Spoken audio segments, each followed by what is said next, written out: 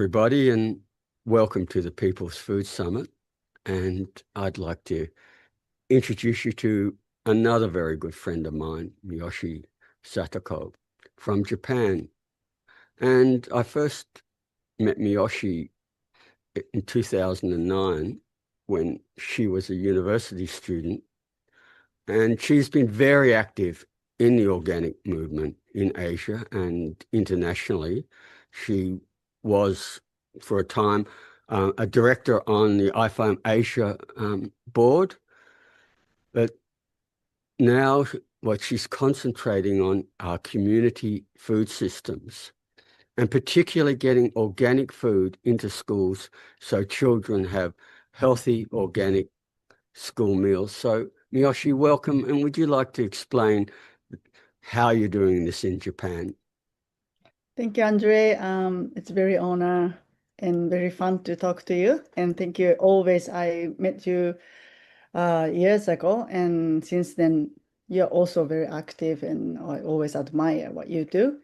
And yeah, I'm living in Japan, and I'm working toward a sustainable food system and using and supporting organic. And I think as a not only a kind of activist, but as a citizen and also a mother of two sons, I like to bring some good movement for kids. And there are a lot of people among me, just neighbors and mama friends and papa friends, and they're really excited and they thought seriously about how care about their child and also environment. So I think it has been very I think I feel like I'm very lucky to do my work and activities among organic agriculture and organic food system.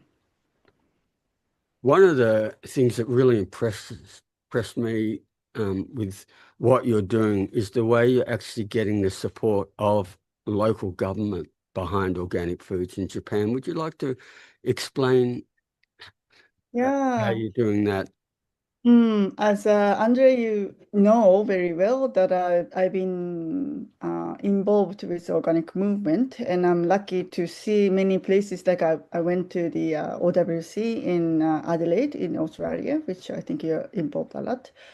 And we have learned a lot from how other places and other communities doing.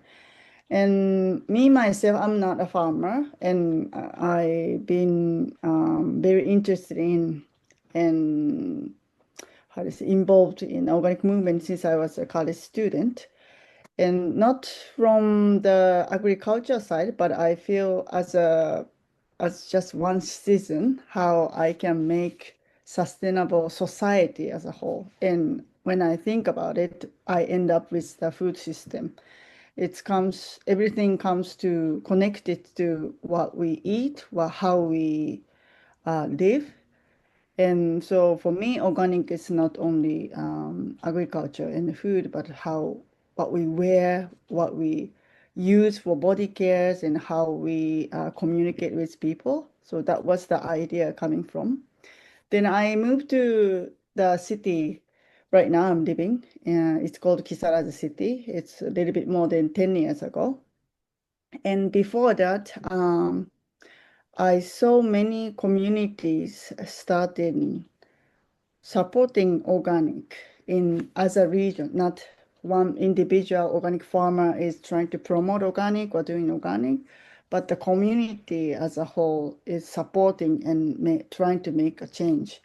And I found it's very important and very effective to involve many kind of people, diverse of people, not only farmer trying to make food system better, but consumers and other people from other sectors. So, and at the same time, around about 10 years ago, I from Asia had some idea to make like a local government or municipality as a whole organic. In some places, some mayors, they have some strong leadership to do that, like organic village and bio village. And I know some European countries did it, like eco-region and bioregions, and I thought it's very impressive, and it's very good idea to make whole society organic. So I talked to my government, people in the government, like a local level. And in the local level, government people are just neighbors, it's not, somebody very far away. So I talked to and I have some idea and I bring in the principle of organic agriculture into like a community building.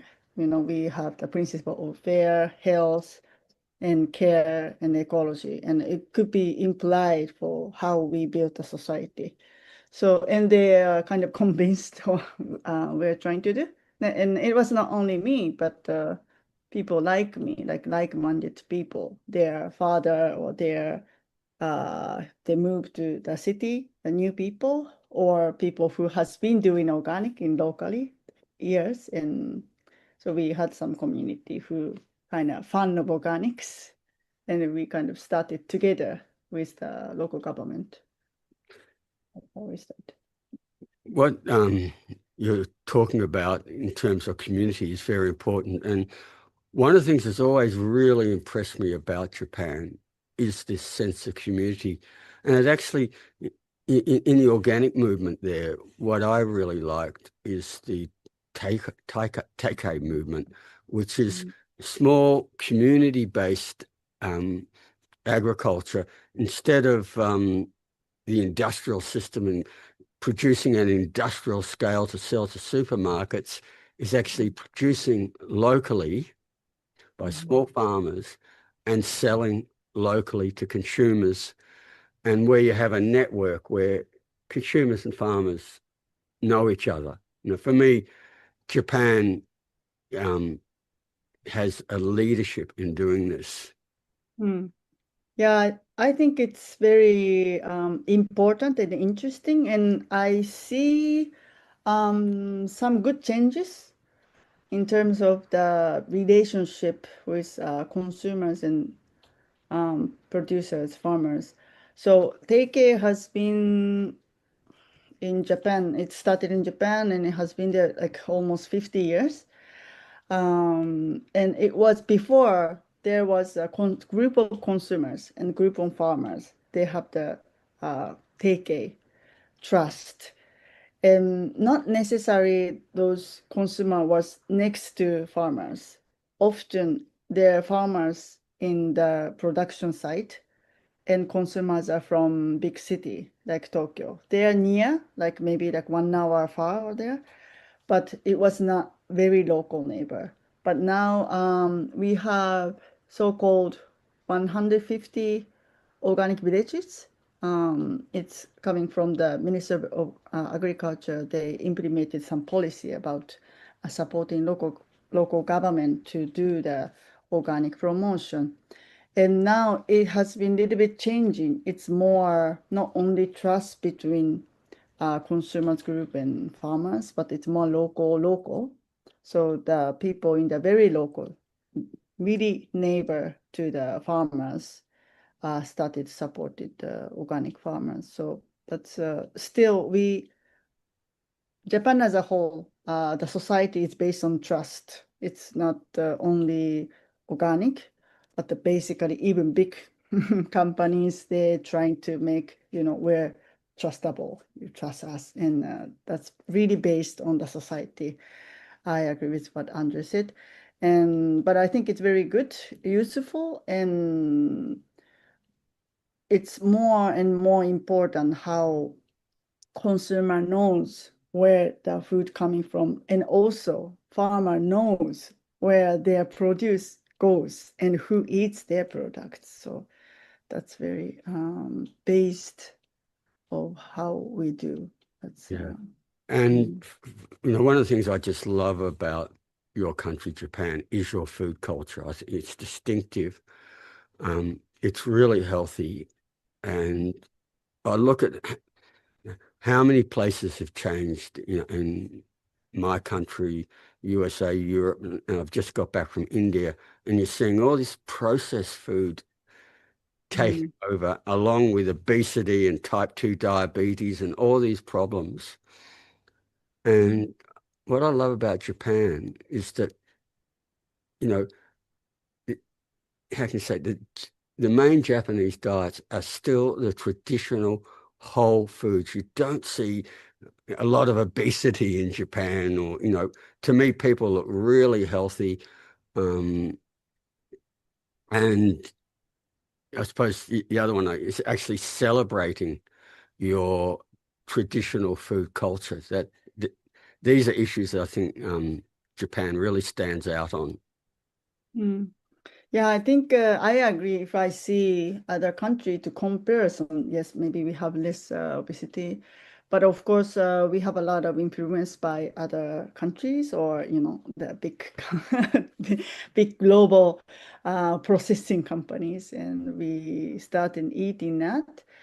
Or some quick food, like we have a lot of convenience stores, very easy to buy food, and more people do not cook that much.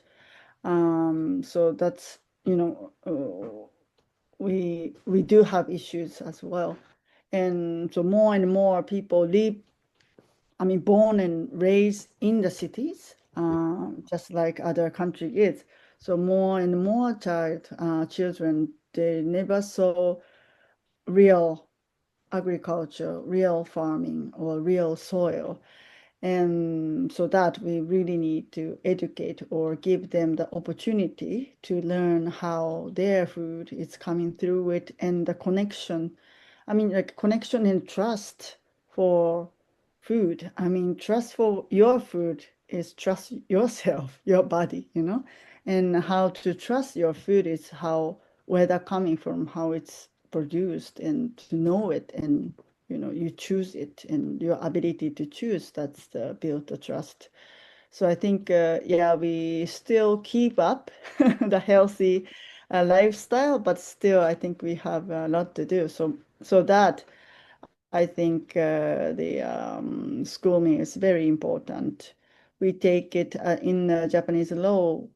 The school meal is not the food to how do you say, make kids full, but it's a tool for education for kids to understand what is the uh, food culture, and like we have the seasons in the culture, in the local culture.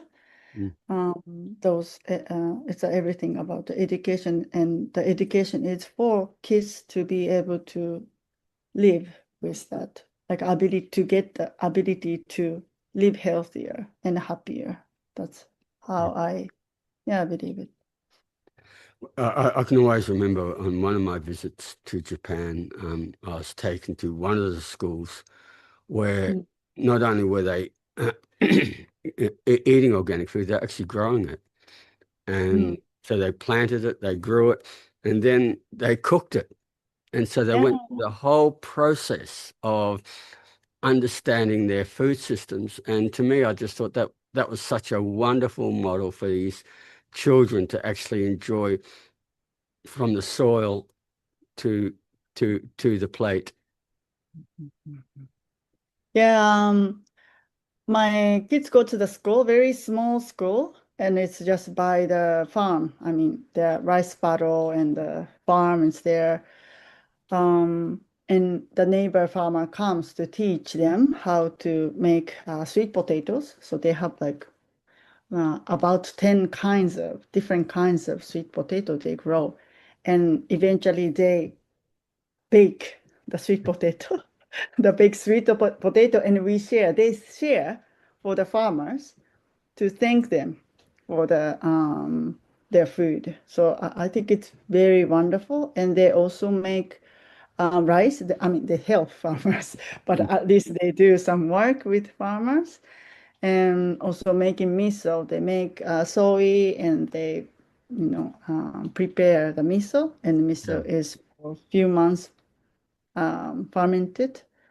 And there was a teacher was very impressed that finally there was a meal really prepared by the student. And I was very happy that teacher was impressed, teacher aware this is from their kids. And kids are just, having fun and eat. very fun. But I think very important that teachers, they really appreciate how the curriculum and the people among teacher at be a teacher, the farmers a teacher and other people from the miso processing is teacher. So that's very interesting and impressive.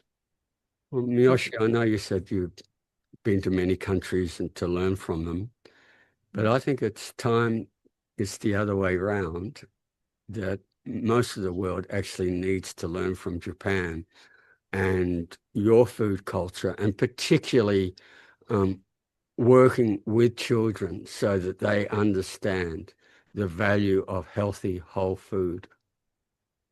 Yeah, I think everybody's always welcome, and I know a lot of parents very supportive for organic, or to bring organic to the school meal, but I know there are more people who don't really care for the school meals, and we still have a lot of things to do and a lot to share. And of course, not everybody is very interested in the food or sustainability or those things. But I think to communicate with other cultures, communicate with people from different places, it's really eye-opening. So that might help in from the different view of the food, view of education, view of society, and that's, I think it'd be wonderful to exchange. Well, look, Miyoshi, I just want to thank you for what you're doing, because really food is fundamental to everything in our society. And particularly at the moment where we've got a global epidemic of chronic diseases, and Hmm. a large part that is due to our food systems.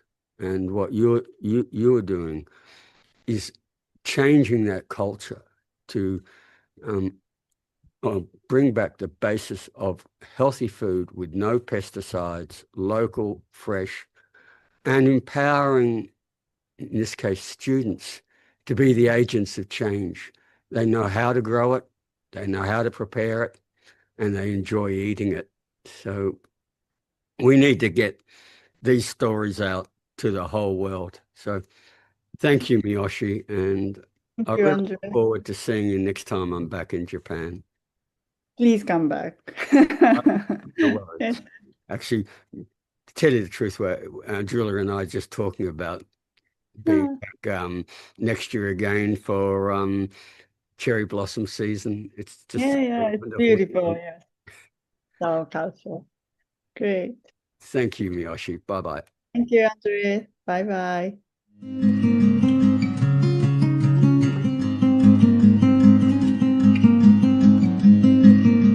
Hello, everybody, and welcome to the People's Food Summit. And I'd like to introduce you to a very dear and close friend of mine, someone I've known for a very long time, Jennifer Chang. Jennifer has been actively involved in the organic movement in Asia and globally, and before that, worked in the UN. She is currently the executive director of IFOAM Asia, which is the largest network of Asian countries and all their various organic organizations. So, Jennifer, welcome. And I'd like you just to start by telling everybody about iPhone Asia and the incredible number of things that you do. Thank you, Andre. It's nice to be part of the People's Food Summit again. Well, I from Asia, we have to go back to the Organic Wool Congress in 2011. So every 3 years, IFOAM Organics International hosts a Organic Wool Congress, and 2011 was Korea, and it was the end of September. And before that, I think a few months before that, Marcus Arbens, who was the executive director of IFOAM Organics International then, wrote us an email asking if the Korean organic movement was interested in the formation of IFORM Asia. And so I brought it to the Korean organic groups, right, who were the main organizer of the Organic World Congress. And they said, okay, we'll talk about this when the Organic World Congress is over. So from beginning of 2012, uh, the discussions were going on, but there was also a certain amount of fear because this is the second IFORM Asia. So there was a first IFORM Asia before my time, and it was closed down for many reasons. And so the organic movement was quite scared. The word is actually scared that they will be making the same mistake again. So being the only person who spoke English then and who knew more people outside Korean organic movement, I was asked to contact people. So, well, the only thing I could do was contacting, this is a very Asian context, but the pioneers. So I know, Andre, you were contacted. We contacted all the leading organic groups in, I think, 14 countries in Asia. So it's India, Japan, China, Sri Lanka, Philippines. And well, we had the first meeting in Korea in June of 2012. And it was like a 3-day meeting. Andre, you were also there, and I think you were crucial in that role as well. Uh, so we asked everybody that question, does Asia have a need for regional organic alliance? And would that alliance come under IFOM Organics International? And in that meeting, there was consensus, and we decided to form an alliance under IFOM Organics International. So I was given the task to come up with the relevant papers, the documents, the bylaws, and well, the discussion was more important was what we were going to do in Asia, right? Anyway, we had all the relevant papers, documents ready for approval by the World Board. And interestingly, that was also the 40th anniversary of IFORM Organics International. So I was in Bonn when IFORM Organics Asia was approved. It was from the very beginning getting all the groups together, getting all the leaders of the organic movement together, because we wanted this, the Korean organic movement wanted this to be based on consensus, not one country pushing, but there was a consensus that we need this alliance. So the Korean organic movement, the leaders were very particular in that. They said we have to get the consensus. So once this is formed, this will be also common responsibility for all the other groups to make sure that we survive this round the second time and make sure that we survive until the end. I don't know when the end would be, but we make good of our decisions, right? So we got the approval, and the next step was, of course, the legal registration in South Korea, which was not very difficult because registering, a non-profit and a tax-free organization is not that very difficult. So after basically 1 year, from the start from June 2012 to June 2013, it was the internal paperwork, the approval process, and then another 6 months of legal approval from the South Korean authorities, right? So it took us 1 year to do that. But I would like just to say that it was not just something that the South Korean movement pushed, but it was also with the consensus of the major organic groups in Asia. Yeah. As you mentioned, I was there. I happened to be president at the time of IFOM Organics International, and Marcus Arbenz, who you mentioned, who was our CEO at the time. One of the things that Marcus and I looked at is which of the organic groups, self-organized regional bodies worked well and why. And we realized that the key was the executive director. For instance, when we looked at IFOM EU, that was the most effective. And we saw that it was Marco Schluter, who was the executive director then, how important getting the right person. And Marcus and I looked at each other and we went, Jennifer Chang.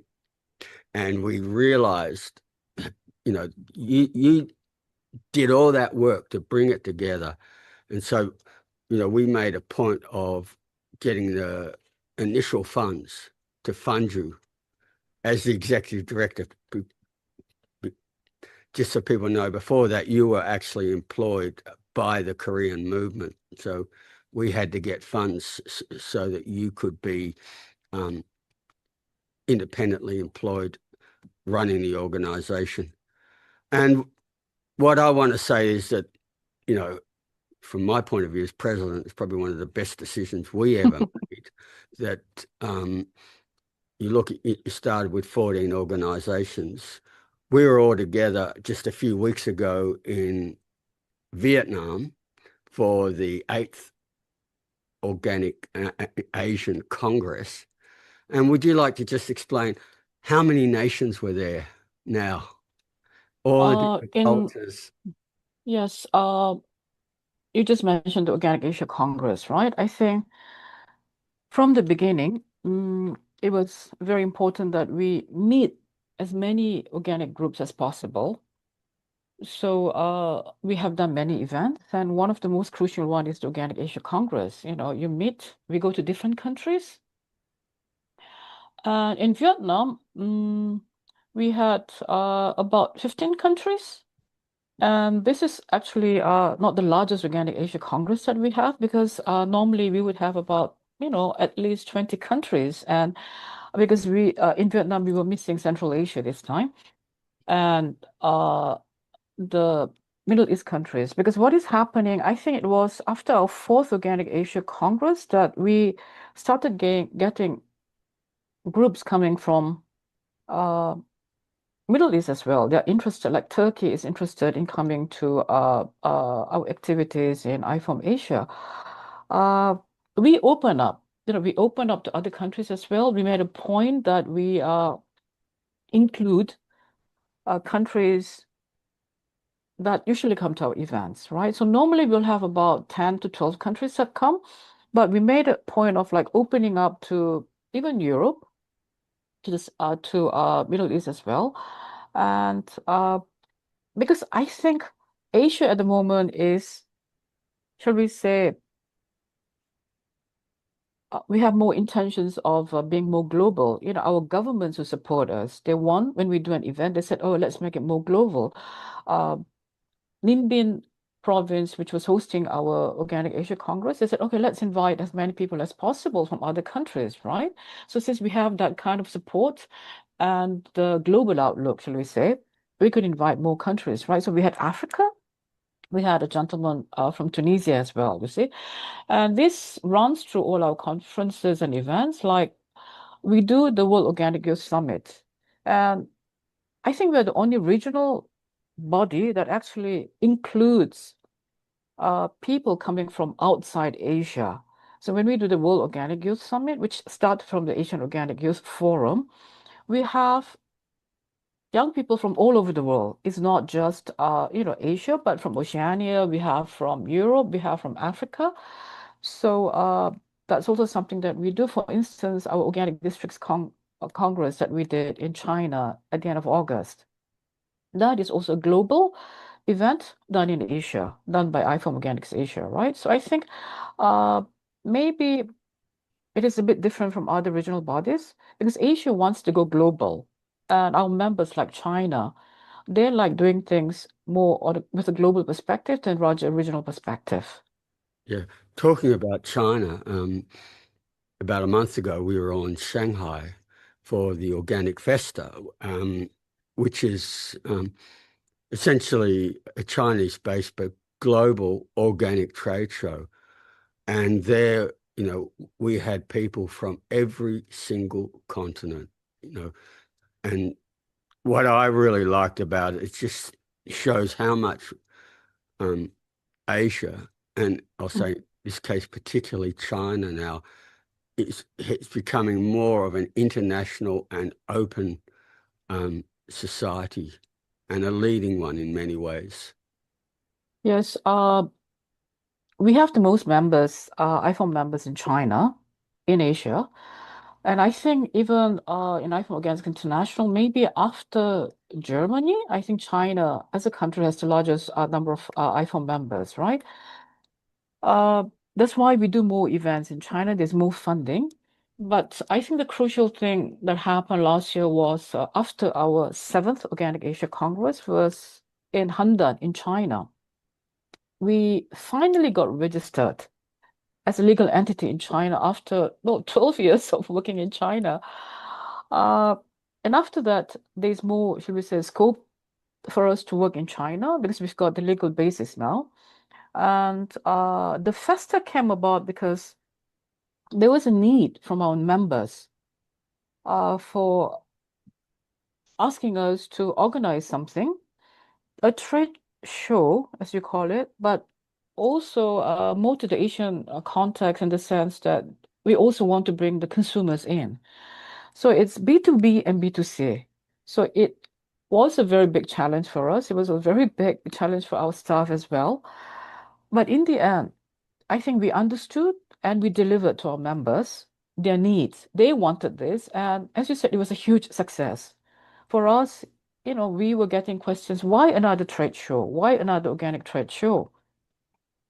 But we stuck to our fundamentals. I said, look, we have to be in contact with our consumers, right? And in most cases, trade shows, you don't see the consumers.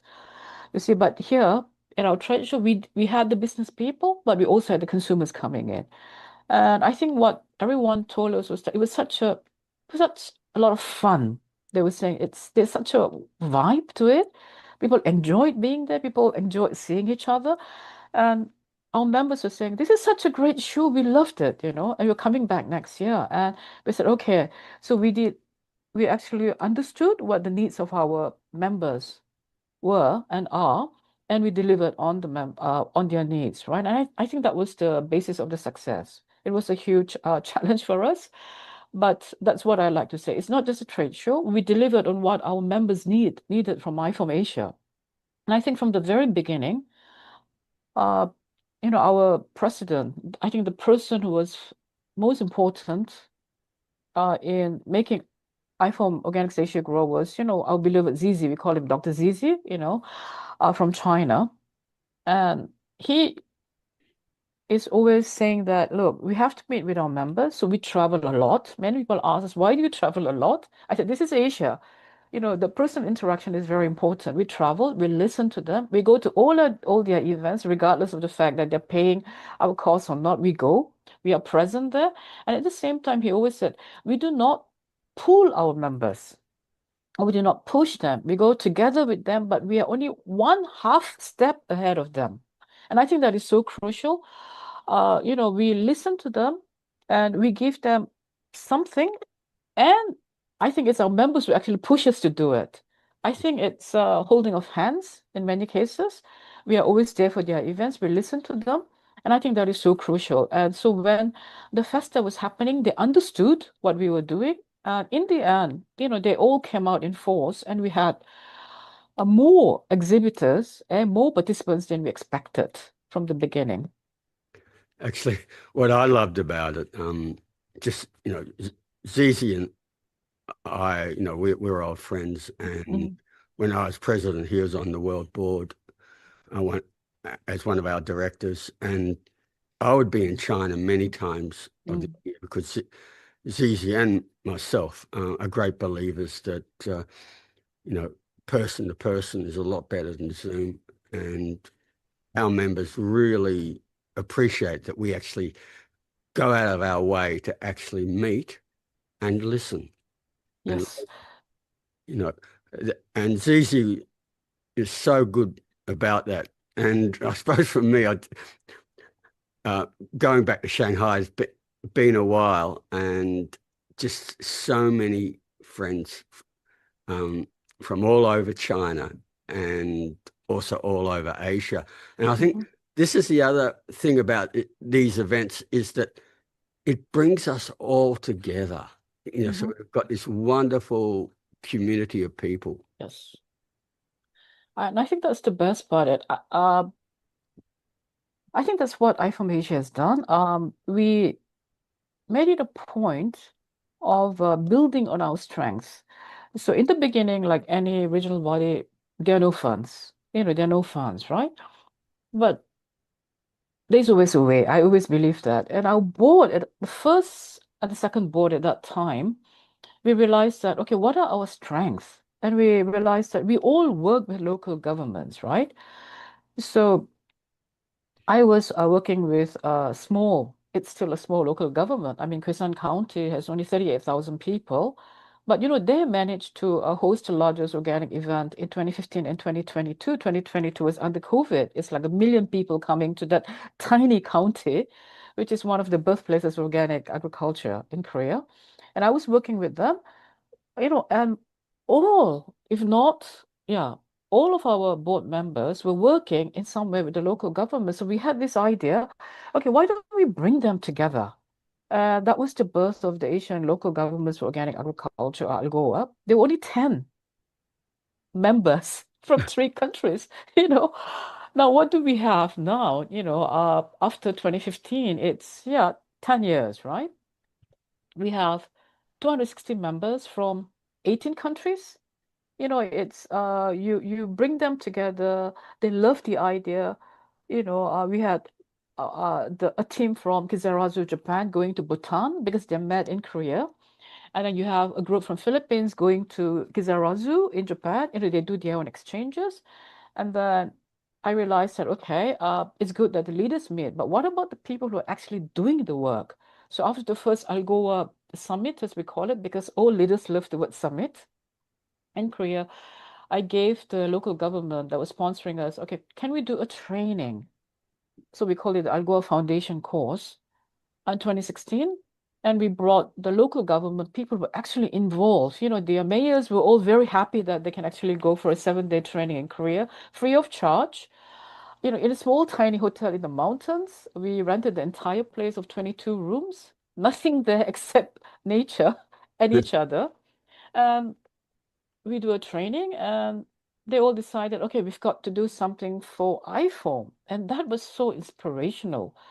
They do a training after 4 days later. These young people, interestingly, the people who came to the training their average age was 35 years old. I said, well, you're young. Do what the young people do best, not just drink. I don't know how they got their alcohol, but they get their alcohol from somewhere, and then they drink. And they said that, well, all these good ideas come from with a cup of beer or makgeolli, our rice wine, and of course our famous fried chicken. But anyway, they came up with the idea we need to do something for IFOM, and IFOM Asia has only been in existence for what, 3 years? Then it's like, wow, okay, you guys do what you like to do best and in your own way. And I said, well, what about the Organic Youth Forum? And that was how the Asian Organic Youth Forum was born. And to this day, I would say for the forum, which has developed into the World Organic Youth Summit, I don't really have to worry about funds because we have local governments or people just lining up to fund the program, because every local government, every central government have money for the youth. And when it comes to organic youth, they have grown through that training. I think one thing that we have that other regional bodies do not have is that we've got the next generation waiting in line to take over. That is, I think, the biggest thing that iForm Asia has done. And many of these first, second groups of trainees from our Organic Foundation course, for instance, our China director comes from that course. Uh, a few of our world board actually is now from that course. We've got the next generation coming up. So I think if people ask me, what is it that you have done for the past? Well, for me, it's from 2011 to 2015 is already 14 years. I've never stayed so long in one job.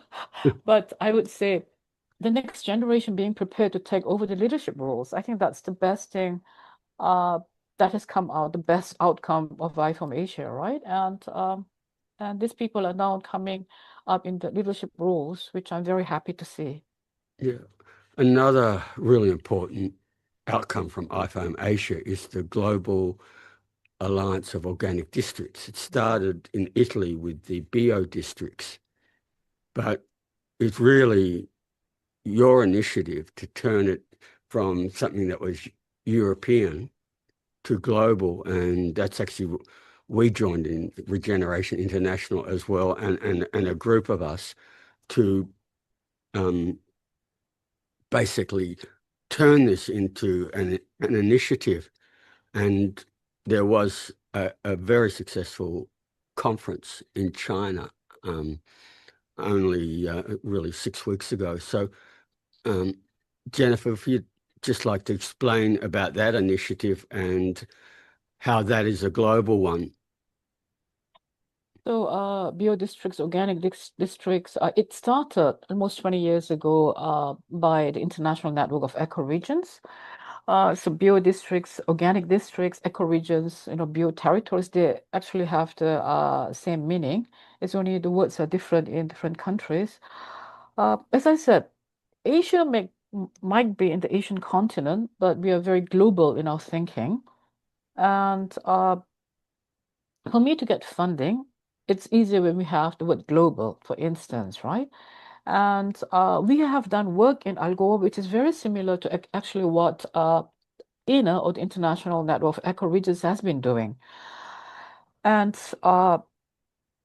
the thing was, in Asia, it's not just subsidies for production or processing or distribution, you see. It has to be a very holistic approach for organic agriculture. And this also comes back to the Asian philosophy. I mean, it has to be, organic agriculture is very holistic. The interconnectedness of all living things is very important. And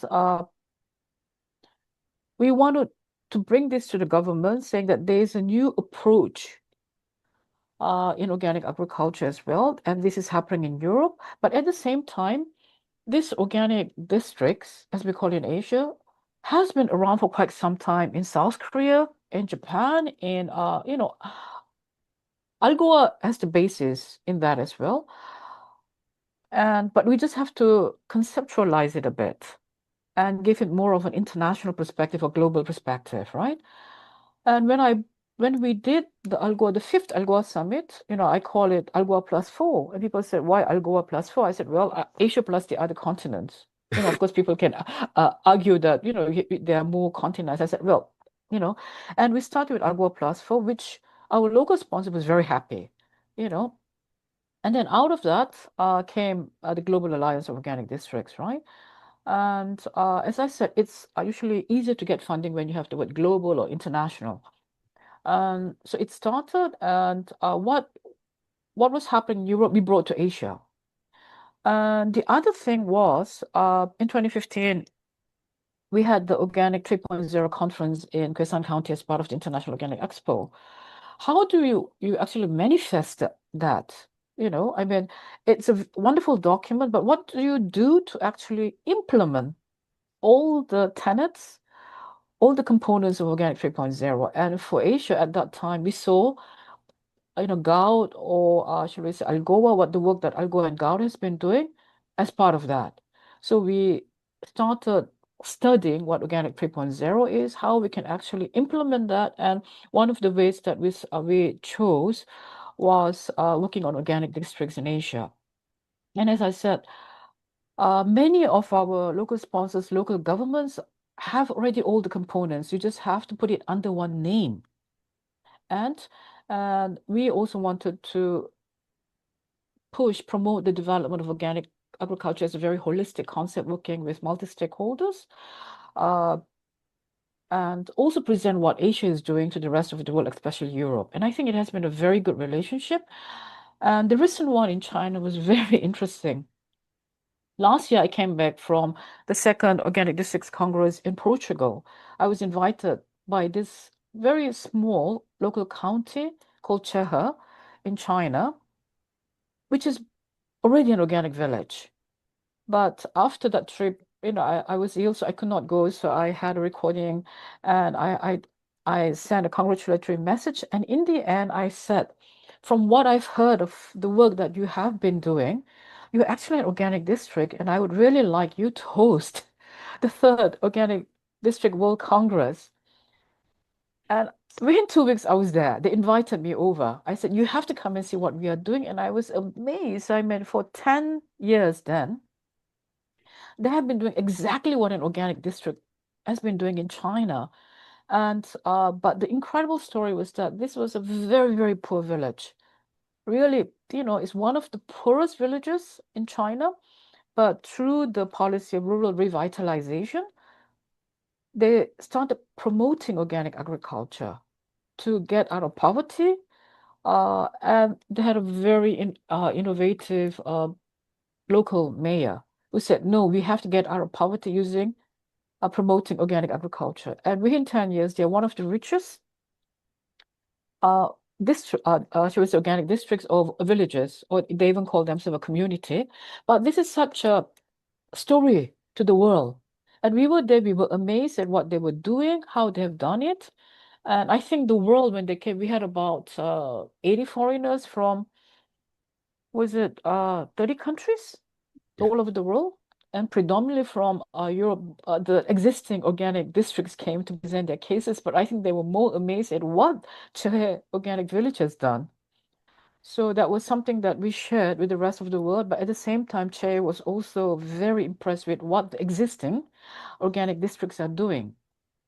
So uh, that was something that we brought to Asia, and we also brought many of the local government leaders there as well. So Japan is interested now in the organic districts. Taiwan is interested. Korea has always have the components as well. So as I said, I just have to conceptualize this and present it to that. And so I think there will be an increase in membership in GOUT as well as in the International Network of Ecoregions very soon. Yeah. What I'd like to actually end on is, I think one of the major results of what you've done is in terms of bringing together people from all around the world, of every culture, of every religion, of all different languages, and bringing us together with a common purpose. So, I thought when I was in China with you, when I was in Vietnam, and we had people, how we all got on so well. When we see all this conflict around the world, and I think what you're doing with iFarm Asia is really a lighthouse on how we can basically bring us all together, with our incredible diversity of people, work together and on a common purpose, and actually have prosperity and peace and well-being. I think that is the core of the work that we are doing. Organic agriculture is bringing people together. We have the diversity, but we also have unity because we have the principles of organic agriculture to guide us. But as I said, this is one job I'm not trained for. I am not an agronomist. I used to tell you, people ask me, how do you deal with this pest? I said, oh my goodness, this is something I do not know because I come as an organic consumer, but this is not something I train for, you see. If you put me into international relations, which I have experience that I've got my academic training on, I feel better. I think I feel more confident. But I think the spirit of organic is we like seeing each other. Honestly, we are very happy seeing each other in our events, the organic culture, I would say, in Asia is that we have to eat together, we have to drink together, we have to meet. That's why I think we're all happy. Vietnam, Ninh Binh was a very happy place. The Vietnamese were so happy to host us. They are a very hospitable country. You have been to China, the number of dishes that we get. 4 people, we get 25 dishes. And I said, oh my goodness, you go to Taiwan, you come to Korea, there's no way you are going to pay for any of the food because they will think that's an insult, the host. We have that culture. We are happy to see each other. At the same time, I think we look after each other as well. I think that's why even the festa, with the political climate that is happening around the world with trade issues, what is happening is that, okay, let's get together. Let's get together under the umbrella of iPhone. Let's see what we can do together. We discovered that there are no tariffs between ASEAN and China. Okay, well, ASEAN countries, Indonesia has trouble selling their coffee to the US. Okay, what about let's try to find this to do trade with each other under the IFOM umbrella. Let's start talking with each other on how we can improve trade, for instance, right? I mean, we do not always have to go to Europe or to let's say the US, but maybe we can sell this together because we need South Korea needs sugar. Philippines is one of the largest producers of organic sugar. Let's talk. Maybe this is a role that I from Asia can play. So this is another, shall we say, a level of work for us. And then there are also PGS groups saying that, okay, we've got things that you need. Well, should we talk? For instance, Han Salim, a very big organic cooperative in South Korea, might be interested in, let's say, organic cinnamon from Vietnam or organic pepper from India, which a PGS group might have. Maybe that's a way that we can work together. So, as I said, IFOM Asia is there for our members. We listen to what they want from us. But I think in the end, we are here because we like each other. We like seeing each other. We're happy seeing each other. And Zizi, our beloved president, always says, look, let's just focus on the positive and not the negative. There's so many things we can do in a positive manner. Let's not think about the things we cannot do, but what we can do together and take one step forward. And I think that's the strength that IFOM Asia has. And I think that's what Zizi, you, me, and other pioneers, I would say the first generation of our organic pioneers in Asia, have tried to give to our next generation of younger people, who are taking over. I mean, I think the next GA, IFOM Asia GA, we'll see more younger people in our leadership roles, which I'm very happy to see. So I think that's the key message that, we're happy to see each other. We like each other. And I think we also like being under the IFOM umbrella. And that is something that the head office has done for 54 years now? 53 years, yes. Yes. That is the legacy of IFOM. And I think that is something that we will leave to the next generation as well. Yeah.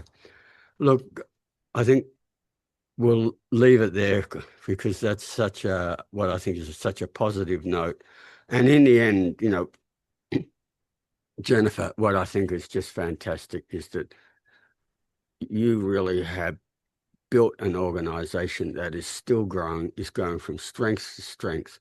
You've really taken the organic sector in Asia from next to nothing to probably our most vibrant and innovative organic sector in the world. And it's a credit to you, Jennifer, and your organization. So, I say thank you very much for everything you've been doing.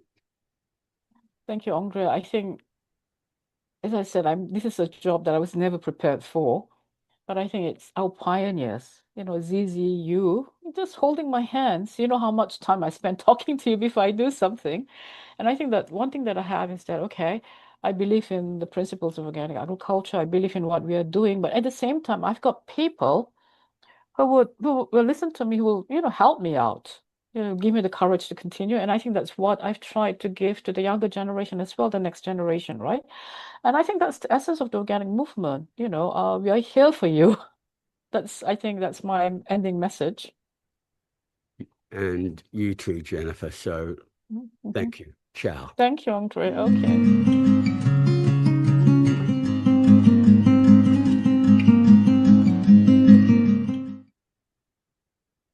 Well, hello and welcome to the People's Food Summit.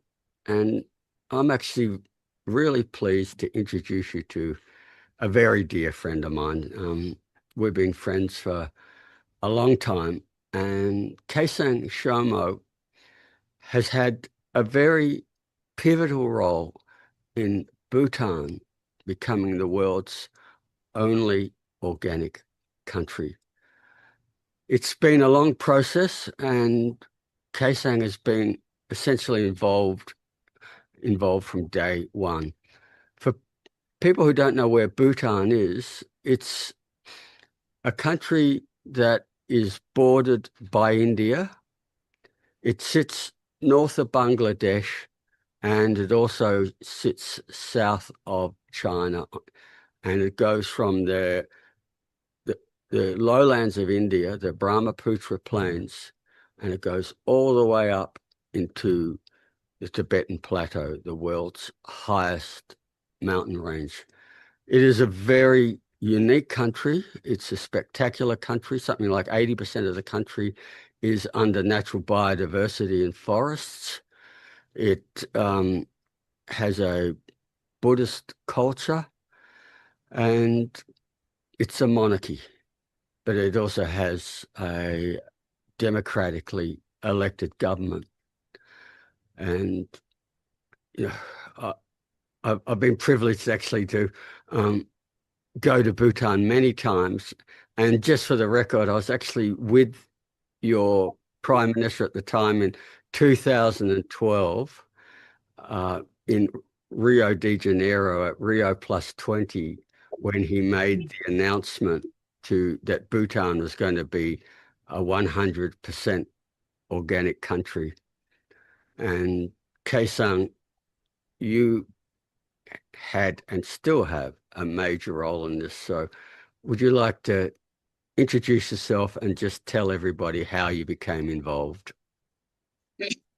Thank you, Andre. It's nice to meet you. And it's been, I think, about almost 2-3 weeks since we last saw each other. And so for people who, I think maybe a few people know about Bhutan, and if people know Bhutan, it is probably about the importance of people's happiness, GNH, which is the priority of the country, and potential and vision to be organic.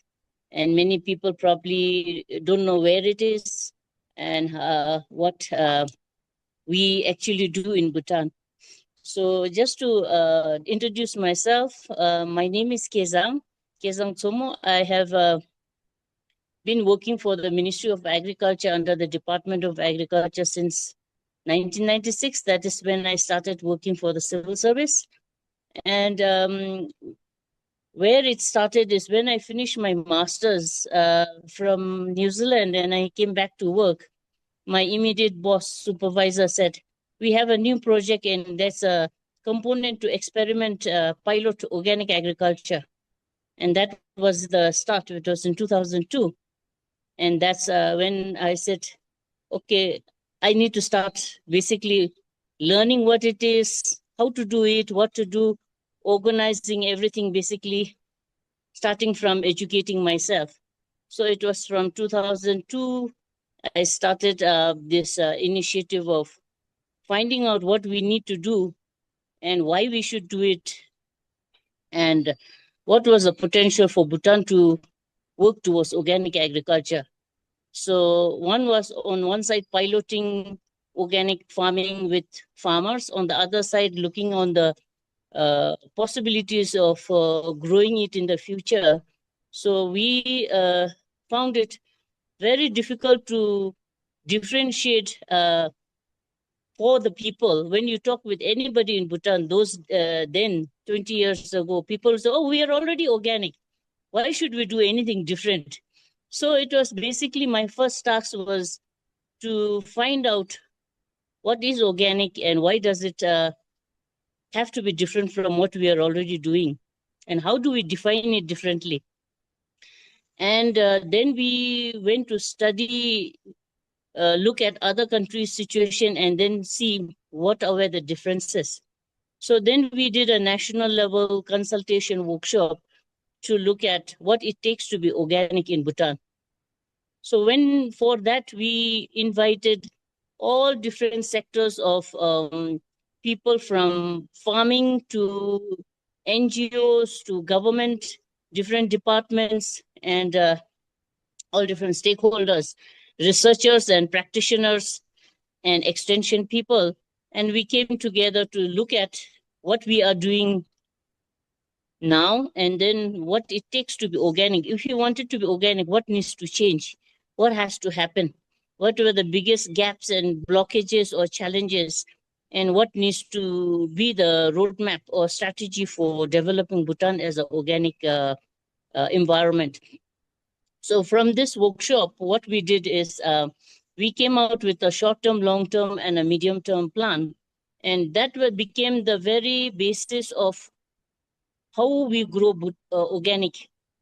So over the few years when I was working, what I found is without a government policy or grounded legal, or even if it is a non-legal framework, it would just end with the project. So then we felt there was a need to do some sort of a document which guides us, document all the findings we found from this workshop and say, these are the situations, this is what needs to change, and how we can prepare for the future. So that became the foundation. And over the next few years, we started to put this together with a group of people.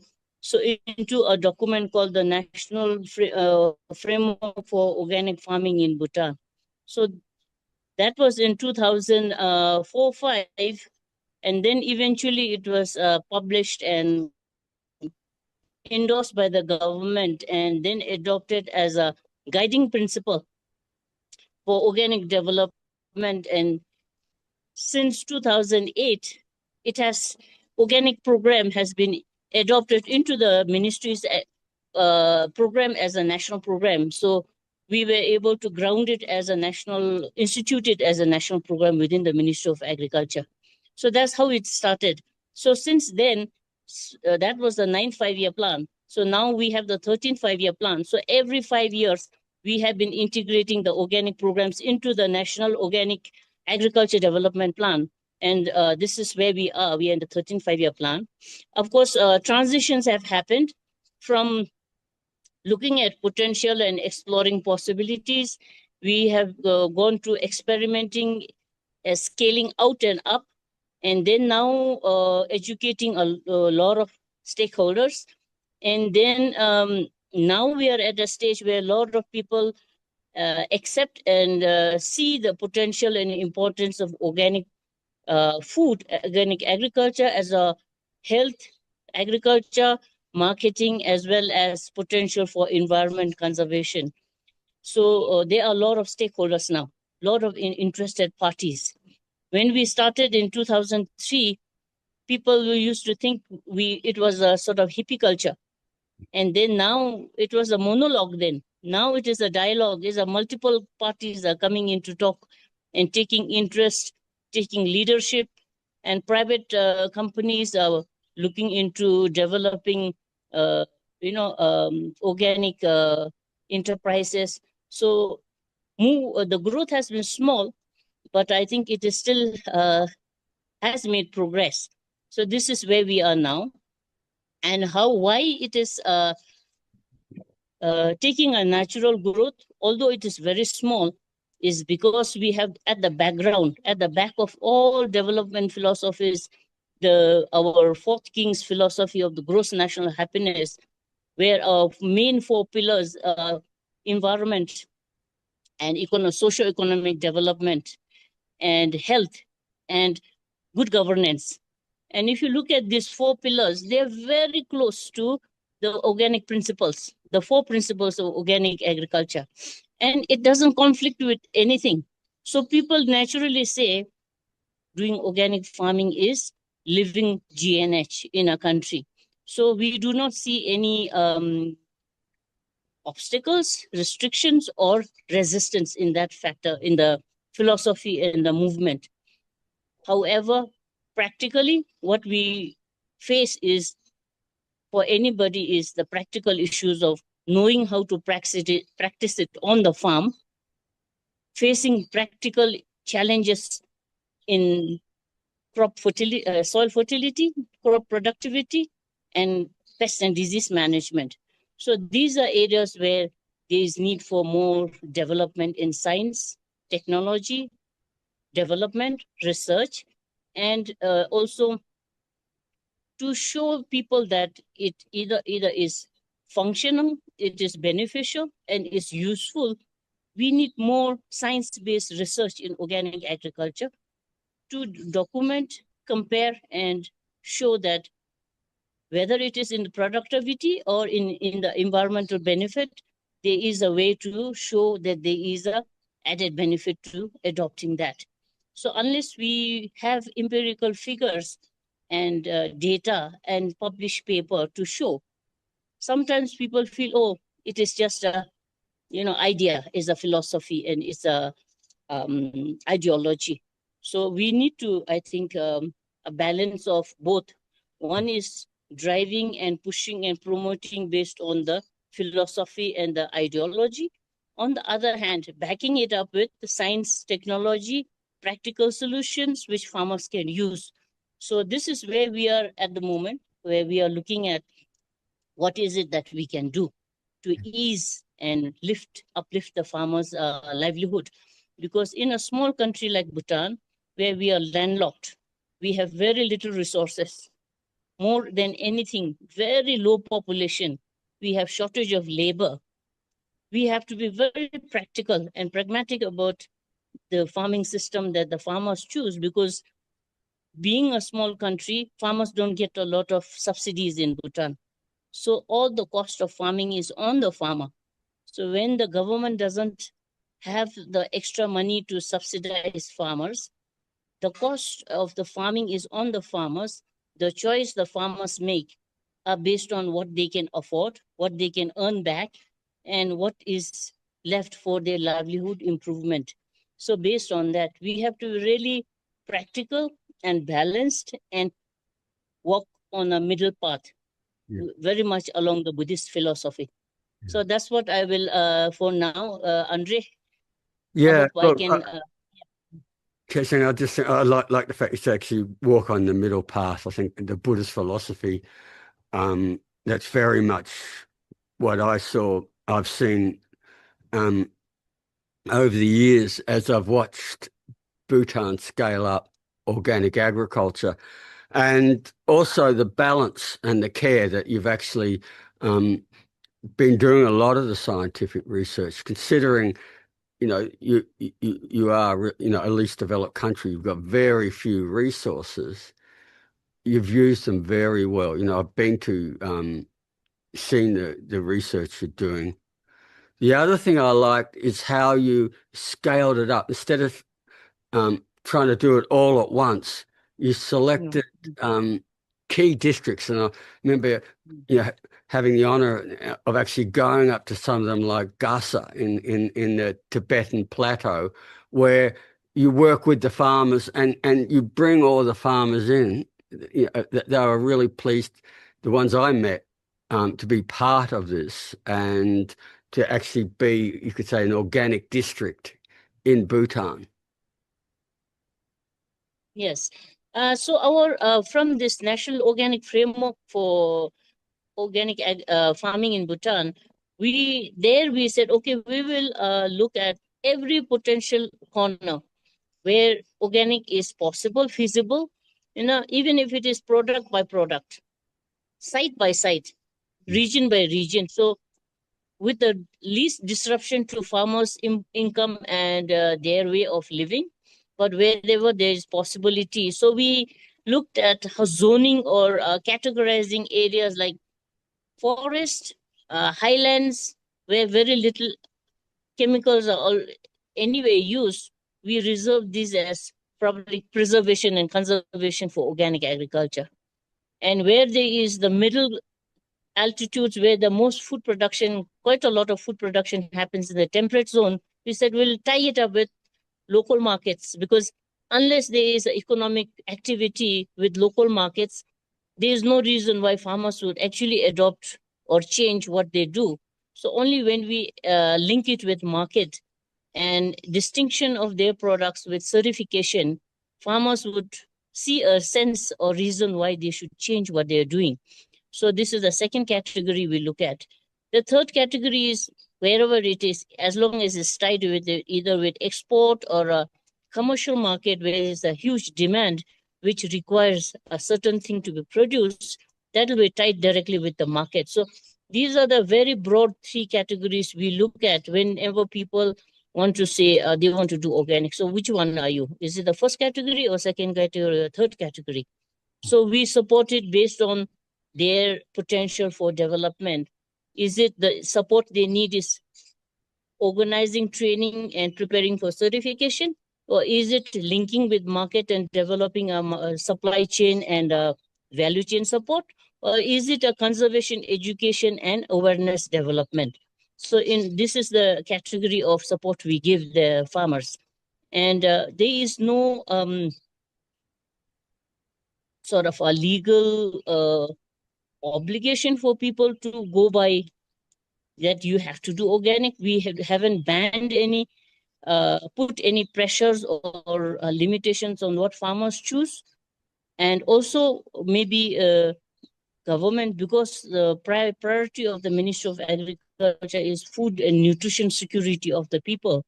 So ministry has a mandate to ensure there's enough food, enough nutritious food for every person in the country. So because of that, and because we do not have a very high labor surplus, we are acutely short on, and we have a policy of not importing farm labor. Because of that, those farmers who have choose to use very little agrochemicals, it hasn't been banned yet, but it's very strictly controlled. Why they want to use it, in what crop they use it, how much they use it is very strictly monitored and supervised by our agriculture extension. And then wherever possible, the education of the alternatives of natural options are also given. So that's what we follow as a principle for agriculture extension. Yeah. And what I want to say too, to put it in perspective, it'd be less than 5% of farmers that would actually be using that limited use of chemicals. The other point, which I think is really important, is the way you have developed markets. For instance, I was always impressed with the way you redeveloped the central market in Thimphu, the capital. And that was such a thriving, wonderful market for local produce and a way for farmers to actually, get a good income and a good price for their produce, but the people in Thimphu to get the freshest, healthiest local food from the farmers is a win-win. Yes. And Andre, I think if you come back to Bhutan again this time, you will see a whole redeveloped, revamped vegetable market in Thimphu, which is really nicely organized. And we have now also an organic shop which caters to links consumers with all the organic villages and organic groups in Bhutan. So any groups or organic vegetable or whatever cereal or processed food who can send their produce to the shop, the enterprise we have there, they will be the marketing outlet for the organic certified produce in Bhutan. And similar shops are being set up also in other districts like Punakha, Phinchiling, and other places as well. So this is at every district, the vegetable market is also in some, they have segregated as local produce and imported produce, physically separated. So people can choose to buy local produce first and then choose imported produce as a second thing. Of course, it also depends on the price because income potential of the people, because as you can see, what is imported food, vegetables especially, is a huge market, quite a bit of difference in pricing, because there is a lot of subsidy and low farm cost, production cost across the border, which means we can import food very cheaply. But the local produced products, even without certification, are still almost quite a high price. So we have to compete with that. However, people in Bhutan have a very strong preference to local food, even if it is not certified. So they believe local food is organic or natural or clean. So that is where we have an edge for marketing. So we always try to push this idea that our food is cleaner, safer. That is what we try to do. Well, the fact is, it is. It is a problem for you, but also for other people are for farmers around the world where you have, say, mass-produced industrial food that is produced cheaper than local farmers can do it. And it's something that is, essentially sending farmers bankrupt around the world. It's I really believe that it's something that needs to be done to protect local farmers. In particular, for instance, when you talk about in Bhutan, but it's the same for me as farmers, we can't get workers. I was actually talking with Shamika in Kerala, and it's just so hard for us. No one wants to work in farming. And where we do get them, we have to pay really high wages, and usually also not the best workers. And Yes. And so it increases our production costs, and as a result, we're not as competitive as the industrial pesticide toxic food. So I really believe governments need to protect local farmers. That's true. Yeah. And I think as I think taking you back again to the vision and the leadership is the mind leadership, not so much as that gives inspiration for people to do something is the vision of the fourth king, which gave the gross national happiness. Yeah. And now what we another thing following up is the current king is the king for fifth king, Kesang Namge Wangchu.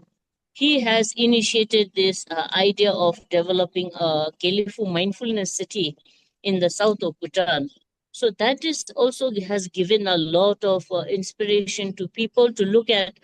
And as I think what people might think is, the vision leadership, thought leadership is what instigates or stimulates other people to do something.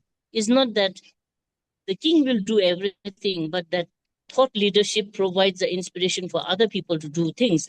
So in this Gelifu mindfulness city, is the whole city is going to be a biodiverse, integrated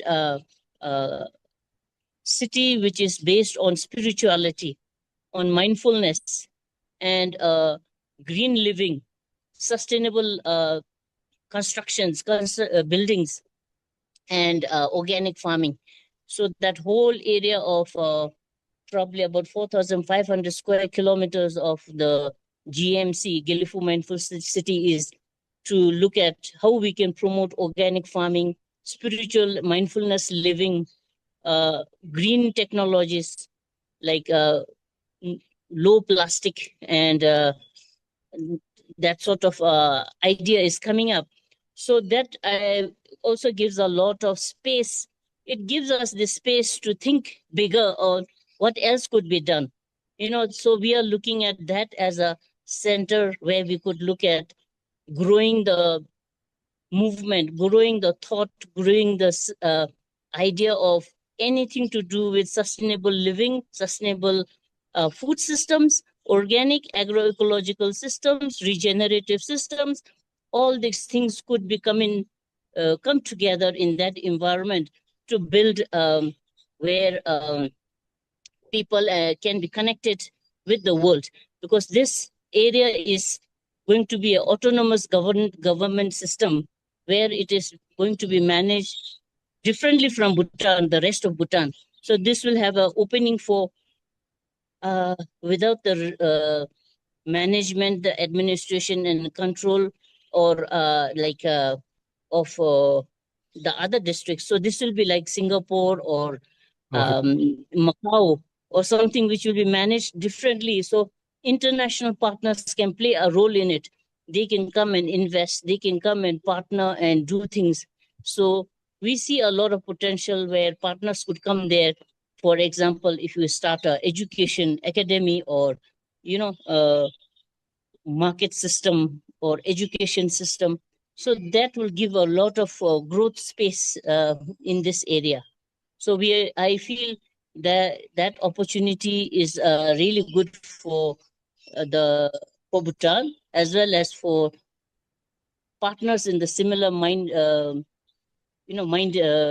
thoughts in that area of work, where we could start a sort of come together and explore possibilities there as well.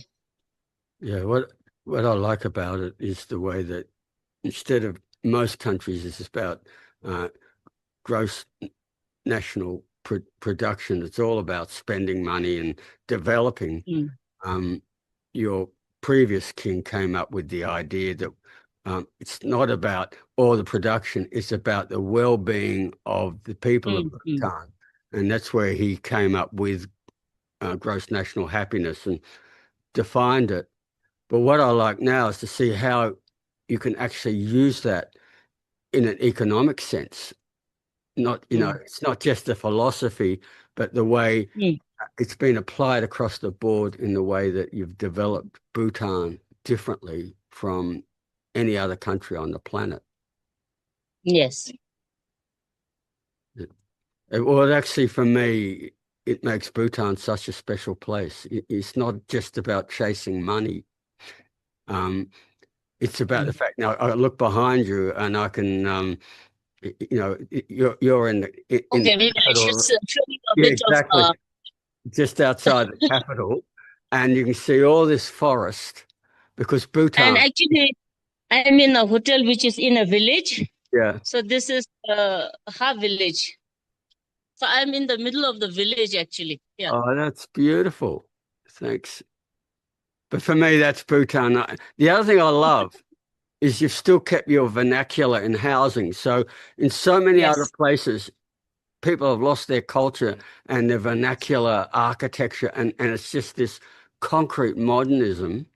I go to Bhutan, and here what I can see is the traditional Bhutan architecture. Even though these are new, they are clearly, your culture.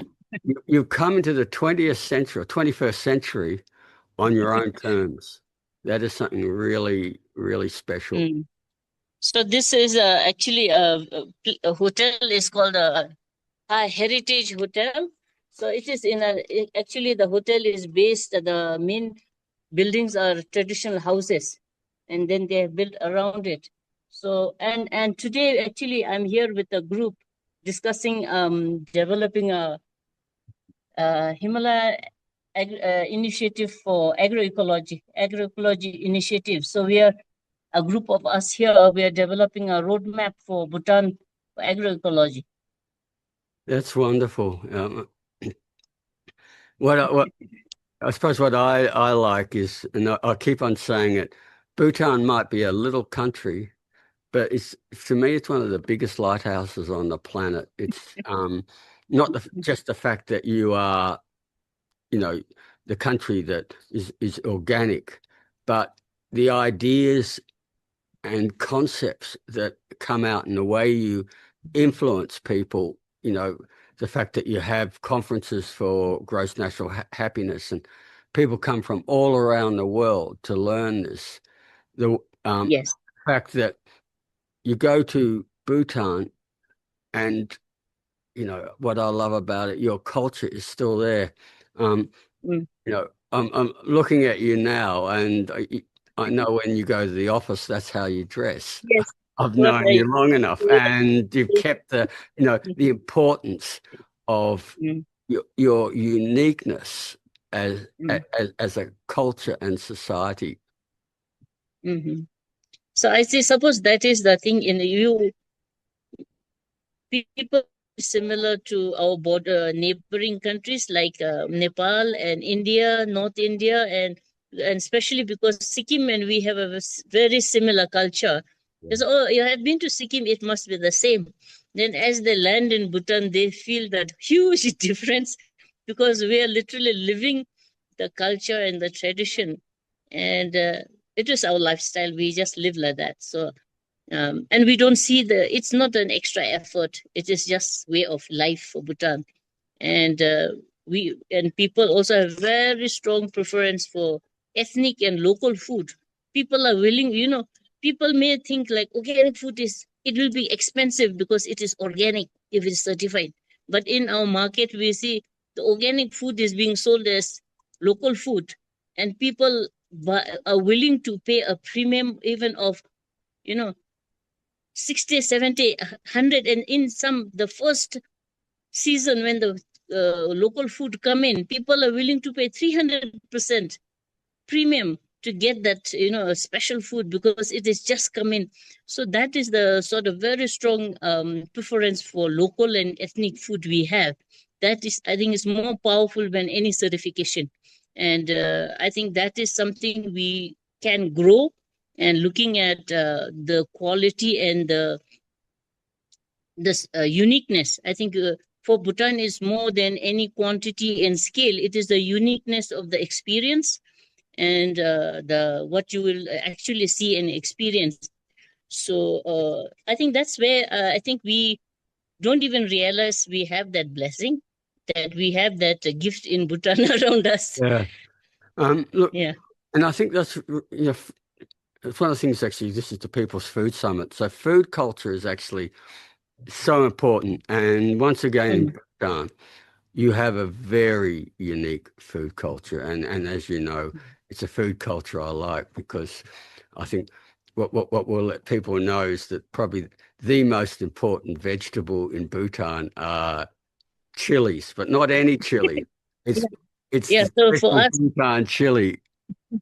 chili is not a spice. For Bhutan is a vegetable, It's the most, like, I think many people would recognize and understand the importance of onion and tomato in Indian cuisine.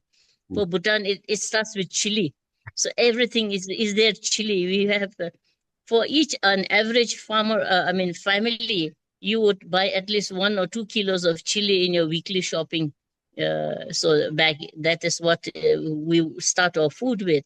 And it is also I think for us, we don't even realize what biodiverse our food is. The diversity of food we have in our system, in our food system. And if you go to the local market, it is not just the cabbage and cauliflower and the thing. The variety of different local vegetables and local herbs and greens that are collected from the forest and the neighboring, habitats that are brought in to be eaten as food.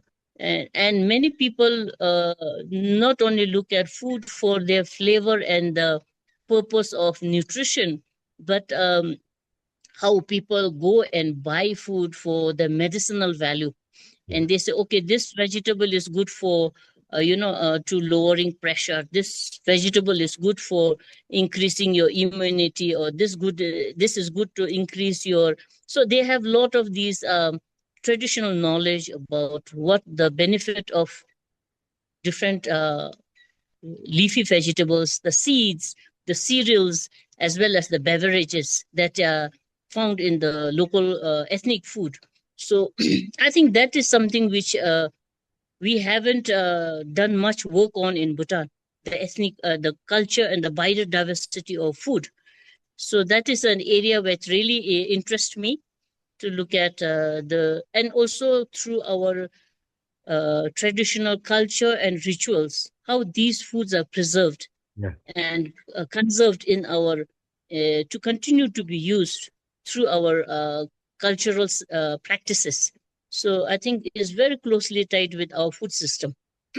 And just also to explain to people, like I said, Bhutan's about 80% forest, and the local farmers, they don't clear the forest. Actually, the local people treasure the forest, because the forest is actually, they've got the right to go in to get non-wood products, and it provides a high percentage of their fresh fruit, vegetables, mushrooms, herbs, and so on, are provided by the forests. And that's one of the reasons why forests are so important in Bhutan. Yeah. So I think for our local people, when we come up with the terms. Of course, they don't recognize the definitions and the terms, but when you describe the concepts, they say that's what we are actually. So permaculture, agroecological, regenerative. If you explain the concepts and what it defines or what is the philosophy of these, the farmers don't find anything new in it because they say, "Oh, okay, this is what we are doing it anyway." Exactly. Yeah. For me, I actually really love the way that the natural environment is part of the farming system, and they're intermeshed, and it's something that we really need to get out. Get this message out. It doesn't have to be either or. It's both. Mm. And that's what you're doing Yes. in Bhutan. Yes. And look, the other thing I just want to say just to explain people the incredible biodiversity. Bhutan is one of the biodiversity hotspots. Go down to the Indian plains, the lowlands, and you have tropical rainforest, have tigers, rhinos. And as it goes up, and I've been fortunate that I've actually gone right up to the Tibetan plateau, you go through all these incredible forest types, and each one has unique species. You get up to one area I love in the springtime where you've got the deodar, the forests, and the rhododendron understory and the magnolias and the cherry trees and flower. It has to be, and the blue poppy. It has to be one of the most beautiful areas on our planet. Yes. And yes, the range is really amazing because while we are so small, which is just a really tiny country, when people ask, what do you grow? I think we grow everything. We can grow everything. Yeah. But how much do you grow? Very little, because as you were saying, and the bordering India, we grow coconuts. Yeah. And aracanus. Mangoes. I've seen mangoes growing in the wild in Bhutan, in the lowland all forest. of these tropical fruits, rambutans and lychees, what we grow in the border in the south. Then you go way up north and there's just herbs and medicinal plants and get above the what do you tree. call it? You get into very meadows. And then we go to arid zone where there's just no trees, no plants. And that's the places where we find the blue sheep and the takins, which are animals we don't find in many other places. So it's a really amazing biodiversity. And in between, as you drive across the country, from the east to west, although it is just a small country, it'll take us 2 days to drive across. But as you drive across the country, every half an hour, you're either climbing a mountain or dropping down to a valley. And as you drive every half an hour or 1 hour, you're in a different vegetation zone. You can be in a subtropical or a temperate or an arid zone or back to a warm, temperate valley. And the crop systems have changed a lot. You can have very cold areas like where I am today. They cannot grow rice. This is the place where you grow wheat, barley, buckwheat, and potatoes. And the next 2 hours later, when I reach Paro and Thimphu, there's the paddy fields, the rice bowls of Bhutan. So it is just like, 1-2 hours and you are in a whole different biodiversity, ecological zone. So that is what I think is amazing when you travel around Bhutan. You see from very dense mixed forest to very alpine blue pine forest down to very hot and humid rainforest. So that's the amazing diversity here. Anyway, Kesang, I just want to say it's just been wonderful to talk again. I really look forward to returning. I think last time I was in Bhutan was December 2019 in Paro, where you had the event to officially launch being an organic country. And then everything unfortunately closed down for COVID. Yes. But I think many people think that Bhutan has backtracked organic. Actually, that symposium 2019 was the opening as well as the starting of a national organic flagship program, and that was the year that till 23 was our flagship program where we got the biggest investment and funding from the government, and we had the biggest growth in organic growth in the country. While it may not have been splashed around the global media and news coverage, if you look at the growth of the value chain, the development, the processing, farmers' production, and the farmers' engagement, the growth of number of farmers and the acreage of organic farming in Bhutan took place during this COVID, last The 5 years. Yeah. So that is the internal growth has grown a lot, but we haven't since we don't advertise or talk about it. People think we have stepped back. Yes. Actually, No, Yeah. in many ways, you're the world's, how can you say, best kept secret. And also, Kesang, I'll put you amongst our what I call unsung heroes. There's people who names are in lights in our movement. That is very honoring. But when we talk about, things that are achieved, you've been working, like you said, more than 20 years. And what you've done is really impressive to move a whole country towards organic, considering the lack of budgets, Yes. being a least developed country, to be able to do it step by step, take the government with you. As you know, I'm someone who used to go to Bhutan a lot, and I also knew, that they put obstacles in front of you as well. It has Yes. been this smooth sailing, but you have just gently, calmly worked your way through it, and that process is still going on. And that's why, I started this talk just saying that you have had a pivotal role, and you still do. So, Thank Kesang, you. thank you. Thank you very much. Mhm. And I Uh, can't yeah. wait to go back to Bhutan, see everything you've done, Kesang. Yes, you should visit soon. I will. Ciao. I'll better let you go back to your Yeah. meet. Thank you. Bye bye. Nice talking to you.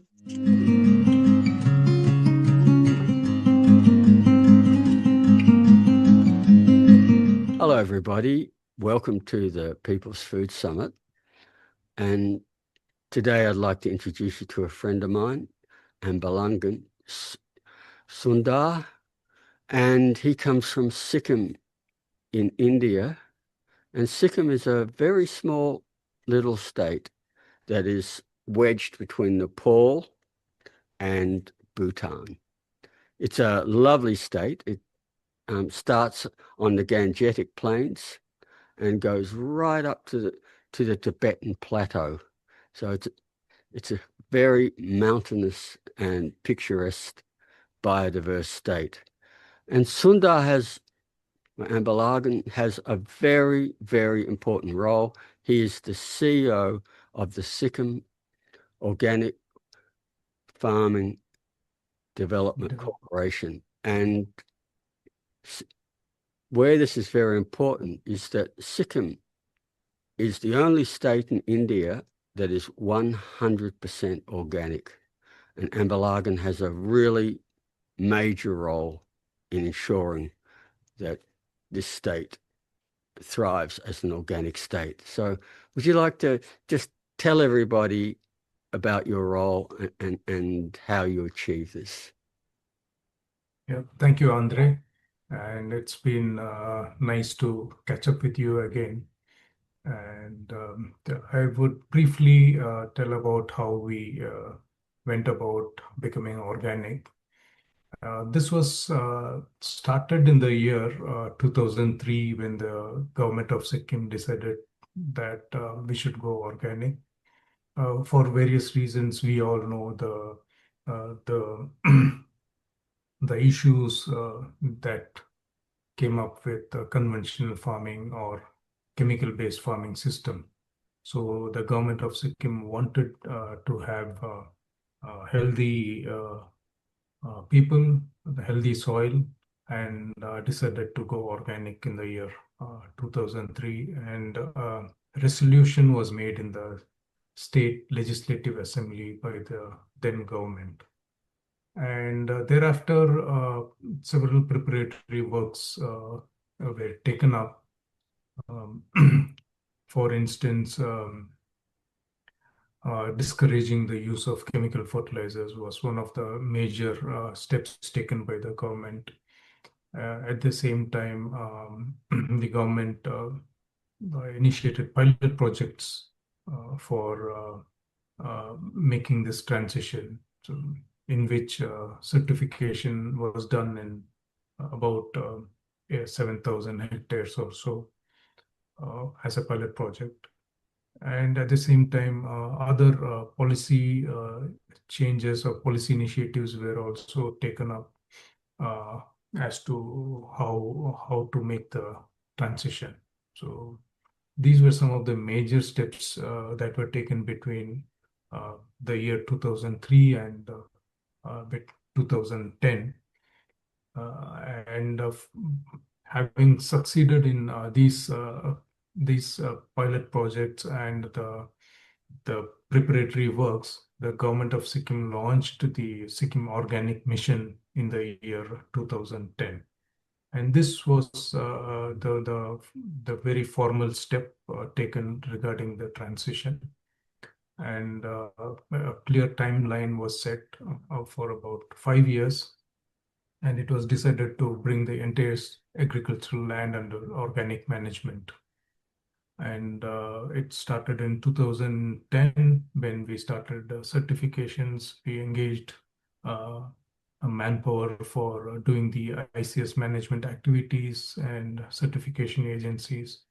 And step by step, we covered the entire state. And by the year 2000, by the end of 2015 and early 2016, we completed the certification works, and about 76,169 hectares was certified organic, so which is almost 100% of the entire agricultural area.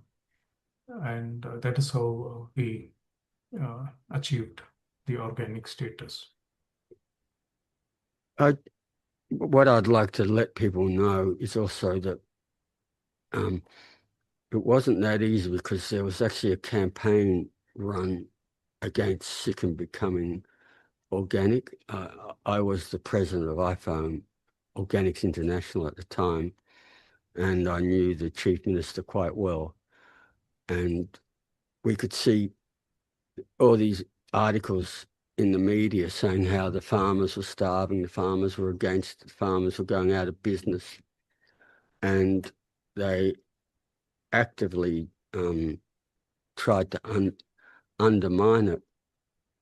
And to the point too where at one point there was an election and the chief minister lost government, and the new government was talking about getting rid of the organic status. What impressed me was that it was the farmers and also people like yourself that persuaded that government to keep the organic status.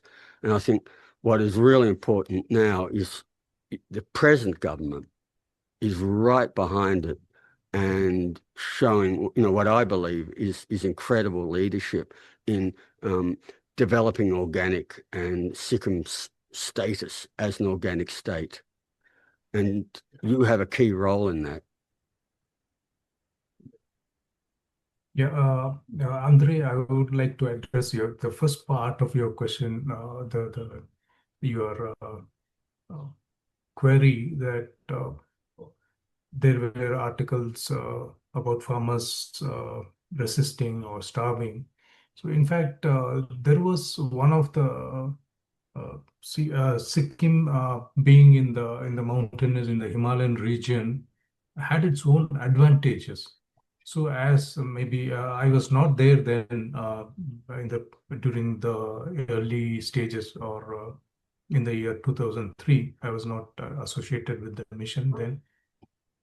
But uh,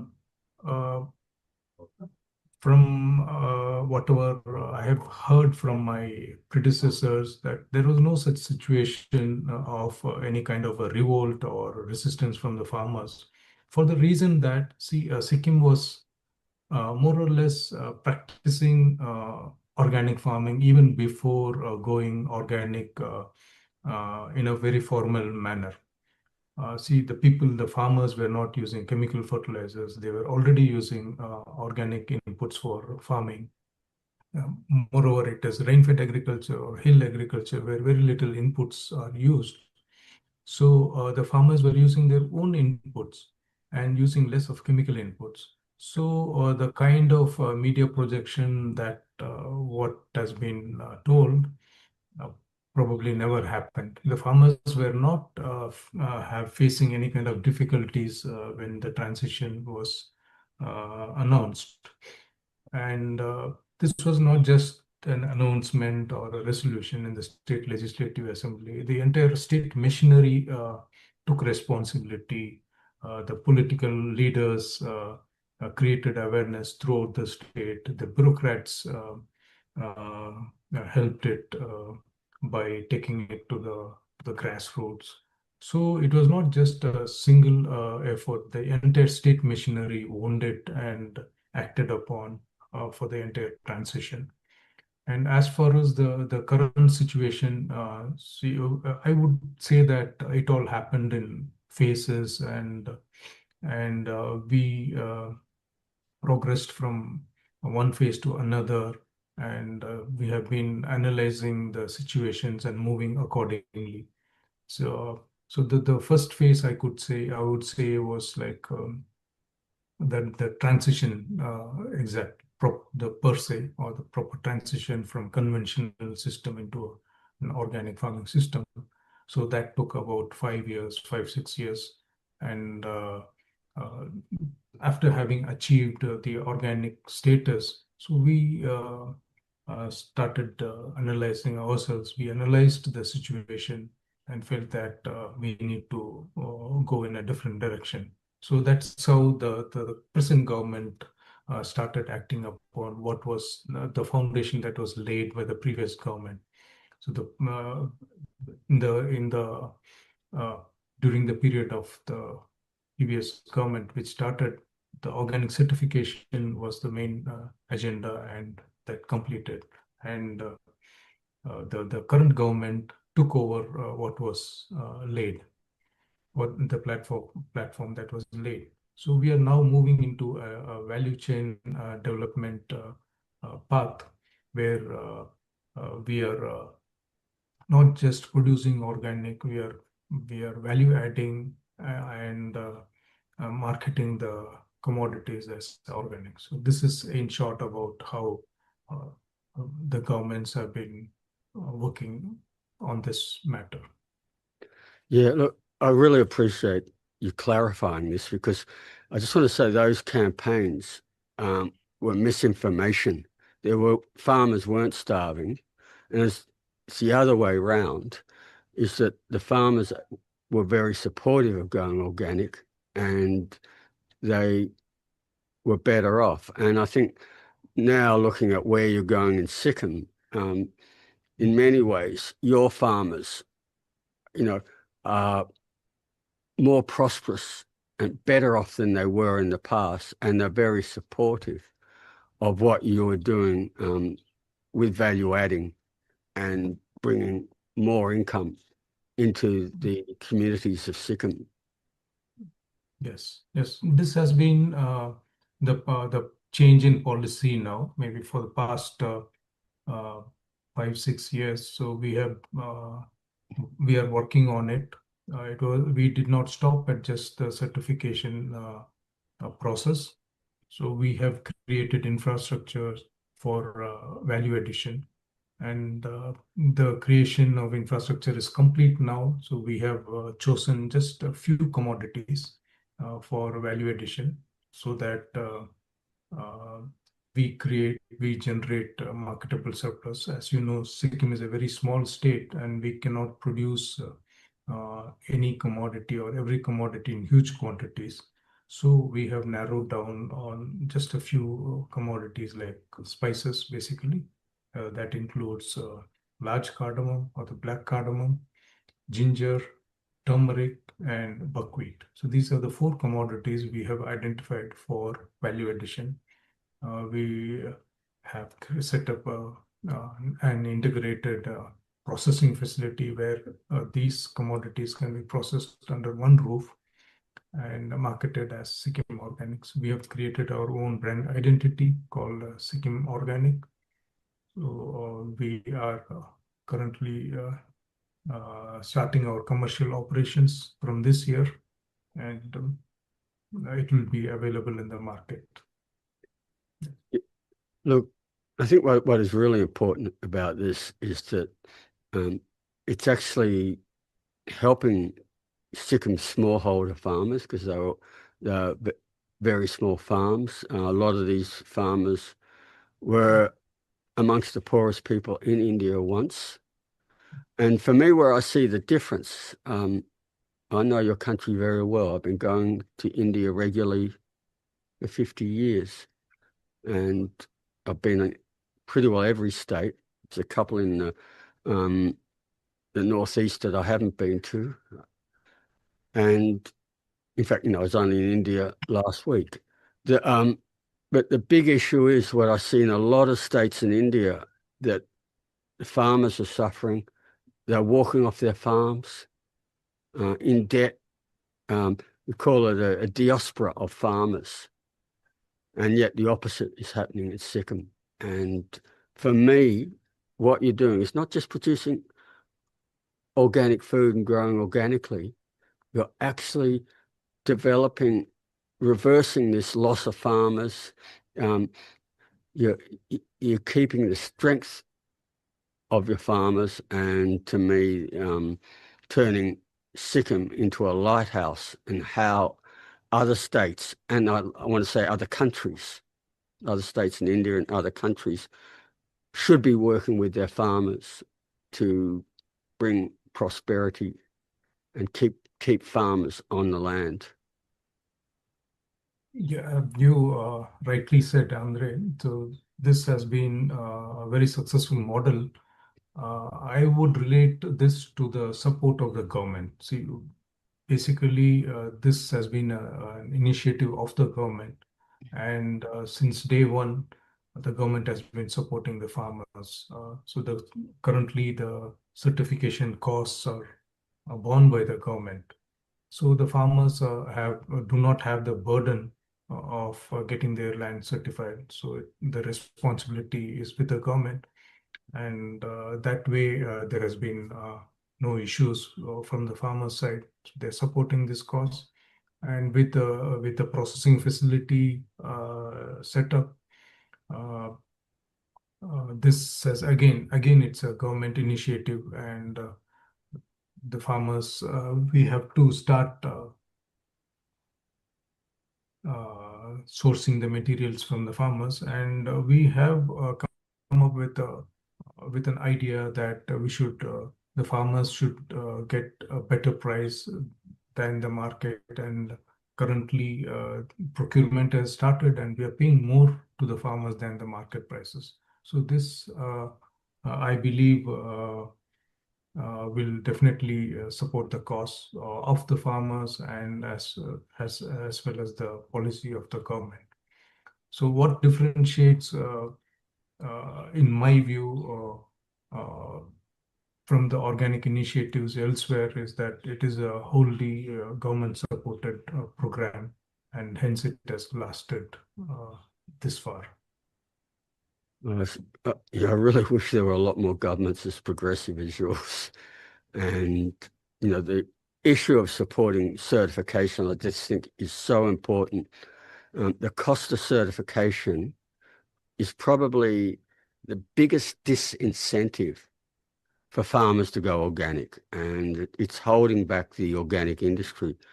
And where we get a progressive government like yours, who will actually subsidize that cost, that makes all the difference. That way, you get the farmers on board, and you end up getting everybody on board like you have.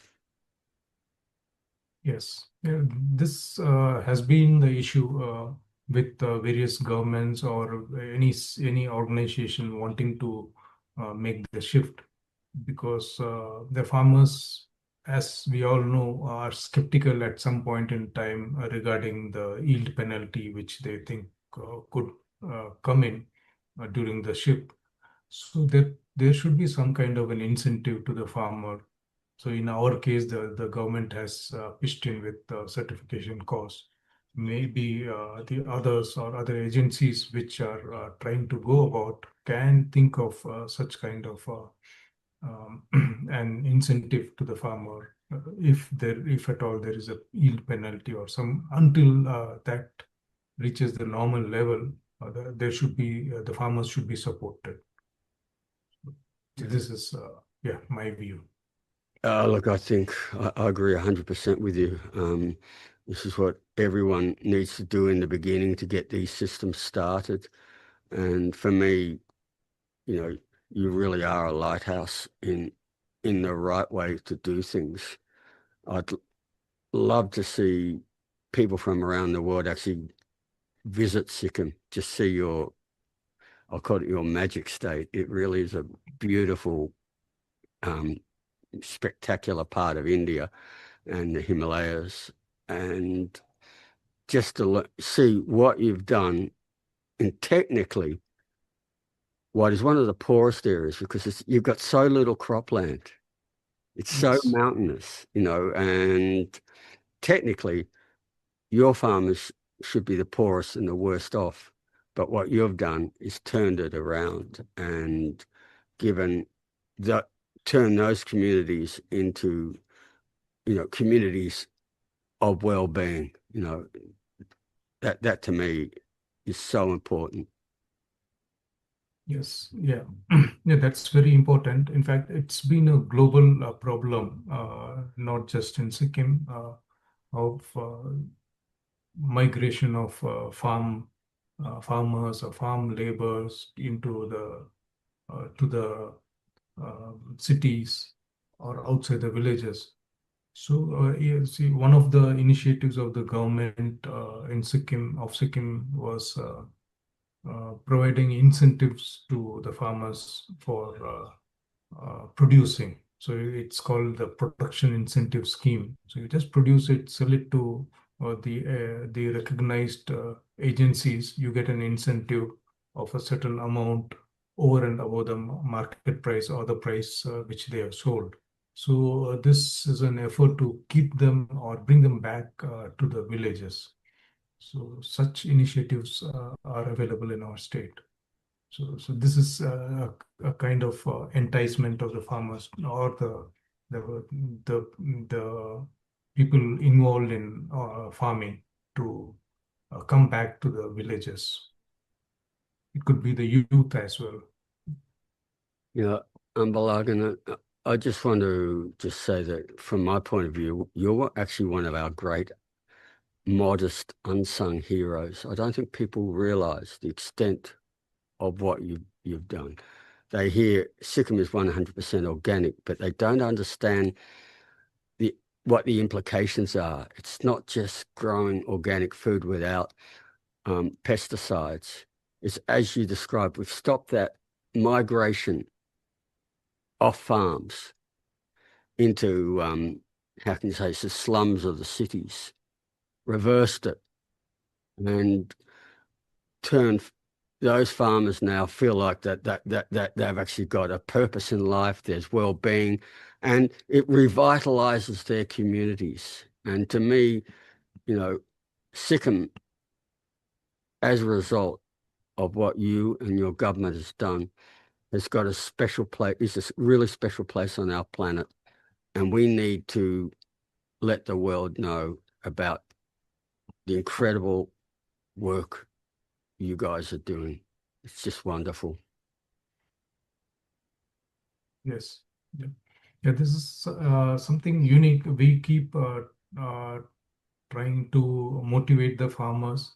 So I wouldn't say that we have reached the far end. So we have just begun the process of bringing them back to the villages or where farming is done. Maybe down the line in another 5-6 years, we will be in a position to say that, okay, this is the policy that we have introduced has really worked. So we will be able to tell the world Yeah. in some time. Exactly. Like all these things, we're not talking about magic bullets and, they're always complex and there's always problems to solve.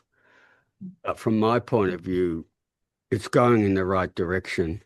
And when there are problems, I see that you come up with ways to solve it. So for me, I'll keep on using that word, that you're a lighthouse, that we need the other states of India, but also other countries all around the world to look at what you're doing as a role model, as a successful role model. So I'll leave this discussion here and just say, I want to thank you.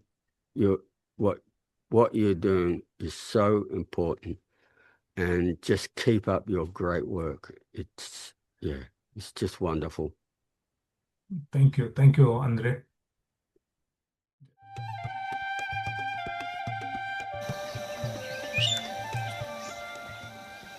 Across the world, farmers are often made to believe that the only way to have a productive farm is by using agrochemicals and by growing just one crop in each field.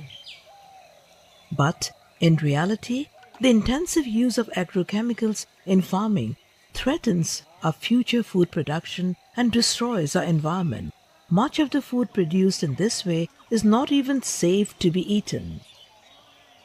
Planting just a few crops and relying too much on chemical fertilizers and pesticides have made farmers so vulnerable that many can no longer make a living from farming.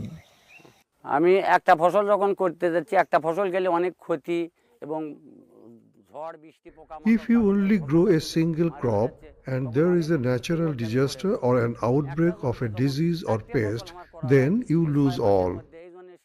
So we do multi-cropping. We grow bitter gourd, flat bean and cucumber on the same field. If any crop fails, we can still harvest the others. করলে আরেকটা করলে করা যায় যদি আমার একটা মারও যাচ্ছে তাহলে আমি বেশি ক্ষতির মধ্যে পড়ছি না আমাদের জমির উর্বর শক্তি নষ্ট হয়ে যায় Our soil quality has been destroyed and many farmers keep on using more and more fertilizer and more irrigation while they can hardly obtain the same yields. In this video, we will learn from Bangladeshi farmers how an integrated farm can improve the nutrition, income and lives of small-scale farmers with limited resources. An integrated farm ideally mixes crops, livestock, trees and possibly a pond, so you can get a more stable income and provide a family with the diverse needs for food grains, vegetables, milk, eggs, fish and so on. We know our resources are limited. We need to produce more food from our limited land. So we grow more crops in a single field. We get our food for our family and also get nutrition. আমাদের জমি জমা কম এখন এক জমির উপরে We grow more crops on a single field. We cultivate one crop and after that another crop. After one harvest, another crop can come shortly and we get more benefit. এতে করে আমরা ভালো চলি ভালো ফসল হয় ভালো আমরা খাবার পাই বাসাবাড়ির পাশে কিছু জমি থাকে সেই জমিতে আমরা লাউ কুমড়ো মিষ্টি লাউ We can use the entire area for different crops, vegetables, spices and herbs. All are important in our daily life. We also rear ducks, chickens and cows on a farm. Some of our friends also have a pond for fish. An integrated farm uses modern, environmentally safe technologies in combination with traditional methods in a planned way. It minimizes the use of inputs from outside the farm by starting many kinds of productive enterprises. The waste or byproduct of one activity can be a resource for another. Nutrients and organic matter are recycled to enrich the environment. We add organic fertilizer to the soil so it becomes soft and fertile and can hold more water. It ensures productivity. Integrated farm management improves the overall productivity of the farm by making the best use of the farm's land, water, energy, and other resources while reducing waste and saving money. A good integrated farm starts with proper planning and gathering information from advanced fellow farmers or friends who are already practicing integrated farming. You can also ask help through social media and search the internet.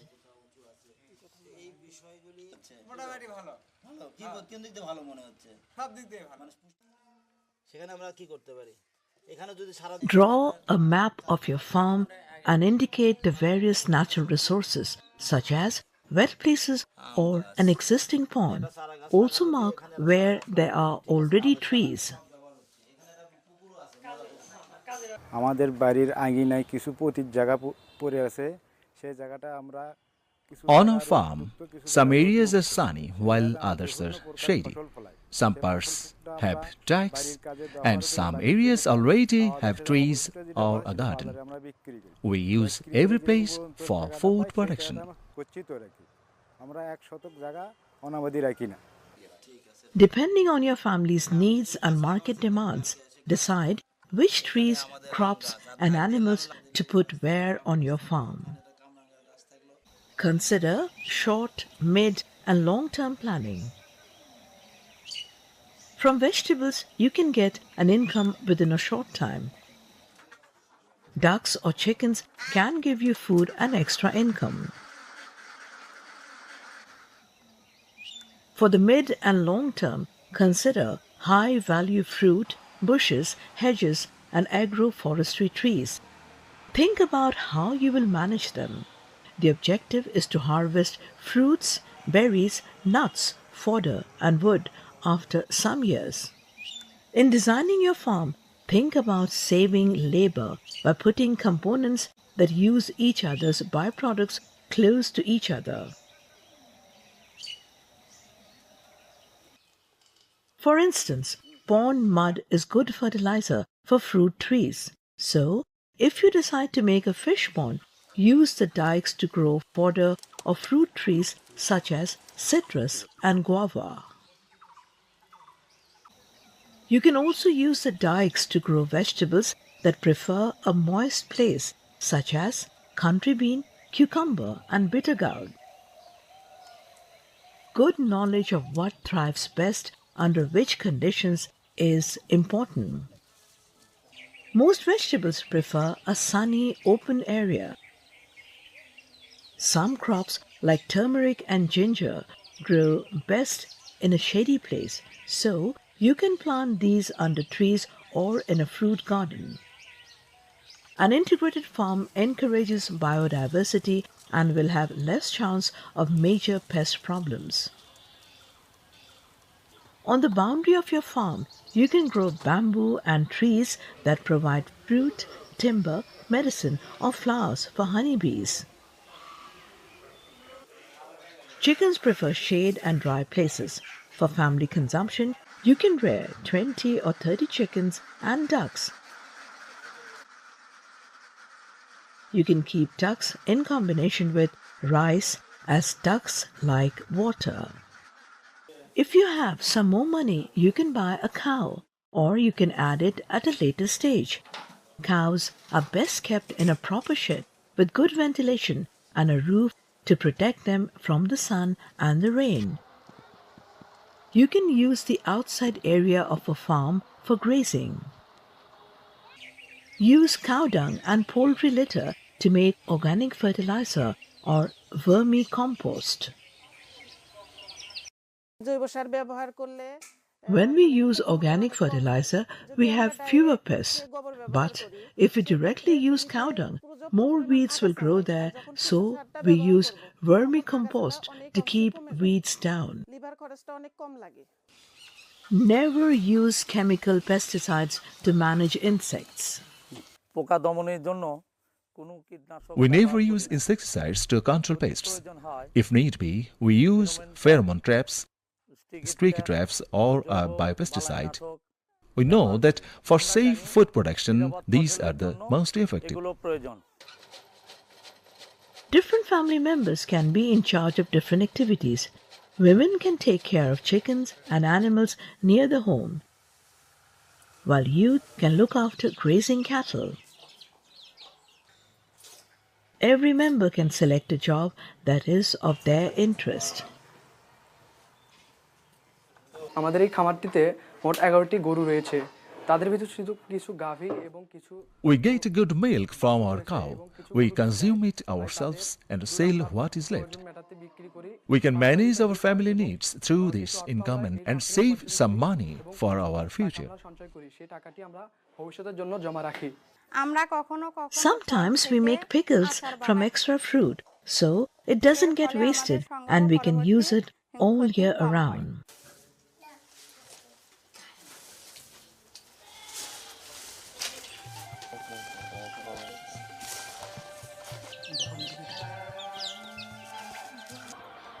Let us review what we have learned in this video. The intensive use of agrochemicals in farming threatens our future food production and destroys our environment. Farmers spend more money while earning less.